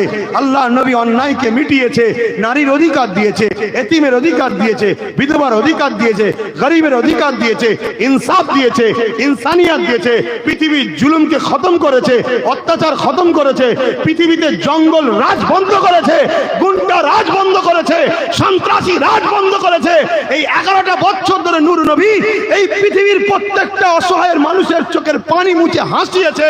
তখন পৃথিবী জঙ্গল রাজ বন্ধ হয়ে গিয়ে পৃথিবী যখন পরিষ্কার হয়ে গেছে, তখন আমার আল্লাহ বলেছেন, বন্ধু এবারে মেয়েরাজে আসুন। আমার নবী মেয়েরাজে গেলেন, যাওয়ার পরে আল্লাহ বলছে, বন্ধু পৃথিবীতে তো অন্যায় খতম, জুলুম খতম, সন্ত্রাসী খতম, দাঙ্গা খতম, রেপ খতম, অত্যাচার খতম, মানুষ হাসছে, এখন শান্তি পেয়েছে, আজাদ পেয়েছে, সাম্য প্রতিষ্ঠিত হয়েছে। বন্ধু এবারে ওই পৃথিবীতে গিয়ে আমার নামাজের চাষ, রোজার চাষ করুন। জোরে বলুন সুবহানাল্লাহ, আরো জোরে বলুন সুবহানাল্লাহ, নারায়ে তাকবীর। এখন বলুন, আপনার গ্রাম বিধবা হক পায়, মজলুম হক পায়, কৃষক তার ফলের মূল্য দাম পায়, এতিম সে বিধবা, এতিম সে নিরাপদে আছে, আলেম উলামা যথাযথ মর্যাদা আছে? যদি না থাকে, তাহলে এই জঙ্গল রাজে আপনি কিসের নামায় রোজার বাহাত দেখাচ্ছেন? কথা কিছু মাথায় ঢুকছে না, ঢোকে না, তো বন্ধ করতে হবে। কি গো বাপ, অসুবিধা হচ্ছে নাকি? জলসা কমিটি বারবার বলছিল আপনাকে আসতে হবে, আসতে হবে। আমি শুধু বলছি ঠিক আছে, পরে কথা হবে, কেন আমি দেখি আগে আমার ভোল্টেজ নিতে পারে কি। কেন এই দিক থেকে অনেক দাওয়াত করতে যায়, আমি সবাইকে বলি শক্ত খুব ভালো, লি যেতে পারবি তো? কেন তোরা তোরা স্বাধীন নয়, তোরা স্বাধীন নয়, তোদের প্রেম, তোদের পছন্দ, তোদের ভালোবাসার কোনো অধিকার নাই। কথা মাথায় ঢুকছে না, ঢোকে না? ওই জন্য বলি পারবি তো? আজকে এই এলাকার যুব সমাজকে আমি সাবাসি দিই, এরা তবু যাক সাহস করে দম ধরে এনেছে আমায়। কিন্তু বেশি বললাম না, আমি হালকা করেই বলছি তো, নাকি না খুব কড়া বলছি? একটু হালকা করে দেবো? ও 4:07 হয়ে গেছে, হালকা করার কিছুই হবে না। কথা বুঝছেন না? হায় হায় হায় হায়, মুসলিম দাবি করলে হয় না, বলছে মুসলমান মেরে ফেলছে, মুসলমান কেটে ফেলছে, তাই নাকি? মুসলমান আছে কই, মেরে ফেলছে, কেটে ফেলছে, অত মাথায় ঢুকছে না। এই কথা বুঝছেন? আমি কি মুসলমানের কথা বলছি বুঝতে পারছেন না? হ্যাঁ, আমি বলবো একটা মুসলমানের কথা, এই একটা মুসলমানের কথা ছোট করে বলবো। হযরতে আব্দুল্লাহ, আমার নবী পাক সাল্লাল্লাহু আলাইহি সাল্লামের একজন উম্মত, যুবক ছেলে, বয়স বেশি নয়, একদম তাজা খুন, এই 18-20 বছর হবে, অভাবী সংসার, কাজের জন্য শহরে গেছে। আজকের কথা নয়, 600-700 বছর আগের কথা বলছি। শুনছেন তো নাকি? শহরে গেছে, একদম খুন টকবক করে ফুটছে, 18-20 বছর, বুঝতে পারছেন তো? খুন ফুটছে তখন। সেরকম একটা যুবক ছেলে শহরে গেছে, কিসের জন্য? কাজের তালাশে। কাজের তালাশে গিয়ে একটা ঘর ভাড়া নিয়েছে। ভালো করে শুনবেন, যে ঘরটা ভাড়া নিয়েছে ওই ঘরের পাশেই একজন আগুন পূজারীর ঘর রয়েছে। আগুন পূজারী বোঝেন? যাদেরকে মজুসি বলা হয়, যারা আগুনকে খোদা বলে মানে। আগুনকে দেবতা বলে মানে, তাদের বিশ্বাস তাদের কাছে, ছাড়েন আমি যেটা বলছি, সে তার পাশে আছে। আর হযরতে আব্দুল্লাহ বয়স 18-20 বছর, সুন্দর দাড়ি সবে হালকা হালকা গজিয়েছে, আমাদের যুবকদের মতো চাচেনে, একদম সুন্দর লাগছে, ফ্রেশ চেহারা, নূর চমকাচ্ছে। তাহাজ্জুদ পড়া ছেলে ওই বয়সে, 5 ওয়াক্ত নামাজ পড়া ছেলে, তাজা খুন। প্রথম দিন ঘর ভাড়া নিয়েছে, ঘরে রাত থেকেছে, ফজরের নামাজ পড়েছে। ফজরের নামাজের পর কি করতে হয় বলেন? বলবেন তো? ফজরের নামাজের পর কি করতে হয়? কোরআন পড়তে হয়। এখন কোরআনকে ছাড়াবে বলে অনেকে অনেক কিছু পড়াচ্ছে না, ফজরের নামাজের পর কোরআন পড়বেন। শুনছেন তো নাকি? এই নামাজের দিকে সময় যাচ্ছে, চটকে শুনেলেন তো, কোরআন খুলেছে, কোরআন পড়বে, কোরআন পড়েছে, বাইরে বেরিয়েছে, ঘরের শিকল দিয়ে তালা দিয়ে, তৎকালীন যা সিস্টেম ছিল, বেরিয়ে চলে গেছে। কিসের জন্য? রুজির তালাশ, কাজ খুঁজতে গেছে শহরের দিকে। ঘরে সন্ধ্যেবেলা ফিরেছে, দেখছে হুনার সিঁড়িতে পোটেতে একদম ময়লা ভর্তি। এদিক তাকালো ওদিক তাকালো, কাউকে দেখতে পাইনি। তালা খুলে ভেতরে ঢুকে একটা জায়গা নিয়ে এসছে, আর একটা পরিষ্কার করা ঝাঁটা, যা সিস্টেম যেটা বুঝবেন, পরিষ্কার করে নির্জনে ফেলে দিয়েছে, যেখানে কেউ মানুষ যায়নি, কোনো কথা নাই, ঘুমোচ্ছে। নামাজ পড়ে, ঈশার নামাজ, ফজরের নামাজ পড়ে উঠে আবার কোরআন পড়েছে, আবার বেরিয়ে চলে গেছে। কথা বুঝে আসছে? দেখছে সন্ধ্যেবেলা এসে আবার ময়লা ভর্তি, আবার পরিষ্কার করেছে, কাউকে কিছু বলেনি। 3 দিনে দিনে ফজরের নামাজ পড়ে যেই বেরোচ্ছে, দেখছে তখনই ময়লা। শুনছেন? কাজে যেতে দেরি হলো, পরিষ্কার করলো, কাজ খুঁজতে যেতে দেরি হলো, পরিষ্কার করে দিয়ে চলে গেল।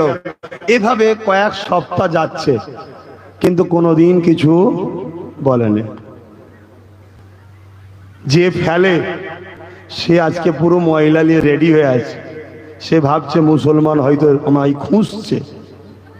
তার মাথায় ঢুকানো হয়েছে মুসলমান মানে AK-47 থাকবে, ব্যাগে বোম থাকবে। এই কথা এখন মিডিয়ায় দেখাচ্ছে না, দেখাই না, কথা বলবেন তো? পুরো মিডিয়া জুড়ে চলছে না, চলে না? দাড়িওয়ালা মানে ওর কাছে বিরাট বড় তরোয়াল আছে, কি হ্যাঁ বড় মোচওয়ালা হবে, সে জবাই করবে। এইরকম ধরে একদম মোমেন্ট তৈরি করা হচ্ছে না, হয় না? কেন হচ্ছে? কারণটা কি? আমার সাথে যদি কেউ মেশে, আমি সে যে ধর্মেরই হোক তাকে শিখাবো, তুই আমার ভাই হোস, চল দুজনে মিলে দেশ বাঁচাবো। যারা লুটবে সে কোন জার্সিতে আছে দেখা দরকার নেই, তাকে বাদ দে, দেশটা আগে, দেশ আগে, নেতা আগে না, দেশ আগে। কথা ঠিক না বেঠিক গো? কত নেতা এসেছে মরে গেছে, দেশ আছে না নাই? কত নেতা আসবে মরে যাবে, দেশ আছে না নাই? তাহলে দেশটা তো বাঁচাও। কেউ চাইবে নাকি ভালো বুদ্ধিটা দিয়ে আমার থেকে সরে যাক? এই সব অনেক রকম পলিসি চলছে বাপ। তো সেই জায়গাতে হযরতে আব্দুল্লাহ পরের দিন যেই ফজরের নামাজ পড়ে বেরিয়েছে, আর ওই আগুন পূজারী উপাসক যে ছিল, সে ওই ময়লা লিজে ফেলেছে। যখনই ফেলেছে, ফেলে দিয়ে কি করছে যেন, ছুটে ঘরে চলে গেছে। কেন ছুটেছে ভাই বলবেন তো? যে অন্যায় করে তার ভয়ও থাকে, যে অন্যায় করে তার ভয়ও থাকে। হ্যাঁ, ভয়ও থাকে। আলহামদুলিল্লাহ, কালকেই 1:30 না 1:30টার সময়, কম বেশি সময়, যাই হোক, রাত্রিরে ঘরে এলাম। কথা বুঝে আসছে? কোথায়? মালদা থেকে। নিজে গাড়ি চলে যাচ্ছি, আগেও নেই পিছনেও কোনো কাঁই কাঁই কাঁই কাঁই কিচ্ছু নেই। আল্লাহ আল্লাহ আল্লাহ আল্লাহ আল্লাহ আল্লাহ চলে যাচ্ছি। কথা বুঝছেন না? বোঝেন না? কেন? জন্মিছি যখন, মরবো একদিন, এলে অত টেনশন কিসের? কারো লিয়ে মরবুনি, এটাই আলহামদুলিল্লাহ। কারো ঝেড়ে মরবুনি, এটাই আলহামদুলিল্লাহ। নাই কিয়ামতের দিন ধরবে, ও আল্লাহ হুজুরের বেটা আমার ঝেড়েছে, তা বিপদের শেষ থাকবে? তা হুজুরের বেটা বলে আল্লাহ ছেড়ে দেবে নাকি? হুজুর তো তোমার কাছে, আল্লাহর কাছে তো হুজুর নয়। আল্লাহর কাছে তুমিও যা, আমিও তাই, তুমিও দাস, আমিও দাস। কিন্তু যে যত বেশি ইবাদত করবে, আল্লাহর কাছে তার মূল্য বেশি। জোরে বলুন সুবহানাল্লাহ। তো ভাইরা আমার, হযরতে আব্দুল্লাহ কি করলেন? মুচকে হাসলেন। ও বেচারি ছুটে গিয়ে দৌড়ে দিয়েছে, বুঝতে পারছেন না? ছিদ্র দিয়ে দেখছে, প্রতিদিন যা করে, একটা জায়গায় এলো, পরিষ্কার করলো, ফেললো, তালা দিল, চলে যাচ্ছে। ও তো অবাক হয়ে গেল, ও তো শুনেছিল এক, ওকে তো বোঝানো হয়েছে এক। তো বেরিয়ে এসে আব্দুল্লাহর হাত ধরে বলছে, হ্যাঁ যুবক, তুমি কিছু বললে না, এতদিন ধরে তোমায় কষ্ট দিচ্ছে, চিনলে তাও? হযরত আব্দুল্লাহ কি বলেছিলেন জানেন? আমি যিনাকে ভালোবাসি তিনি বলেছেন, প্রতিবেশীকে যে কষ্ট দেবে সে জান্নাতে যাবে না। জোরে বলুন সুবহানাল্লাহ। আরো জোরে বলেন। প্রতিবেশী যদি অমুসলিমও হয়, তাকেও যদি কষ্ট দেয়, নূর নবী বলেছে সে জান্নাতে যাবে না। শুনছেন তো নাকি? অতএব আমি কিছু বলবো, তুমি যদি কষ্ট পাও, আমার ভালোবাসা যদি কষ্ট পায়, আমি তাকে ভালোবাসি, তাই তোমায় কিছু বলিনি। জিজ্ঞেস করছে তিনি কে? হযরত আব্দুল্লাহ বলছেন তিনি হলেন প্রফেট মুহাম্মদুর রাসূল। জোরে বলুন সুবহানাল্লাহ। বলছে শুনেছি তিনি নাকি অনেক জুলুম অত্যাচার করেছে। শুনেছো, পড়েছো? শুনেছো, নিজে পড়েছো? না, এলাও জীবনী লাও, পড়ো পড়ো। তা জীবনী পড়ছে, পড়তে একদিন কখন যেন চোখের কোনাতে পানি ঝরলো। আব্দুল্লাহর কাছে এসে বললো, আব্দুল্লাহ আমিও ইনাকে আমার মডেল বানাতে চাই, মুহাম্মদ রসুলের গোলাম হয়ে গেল। জোরে বলুন, আরো জোরে বলুন, আরো জোরে বলুন। অতএব নবীর আখলাক তৈরি করুন।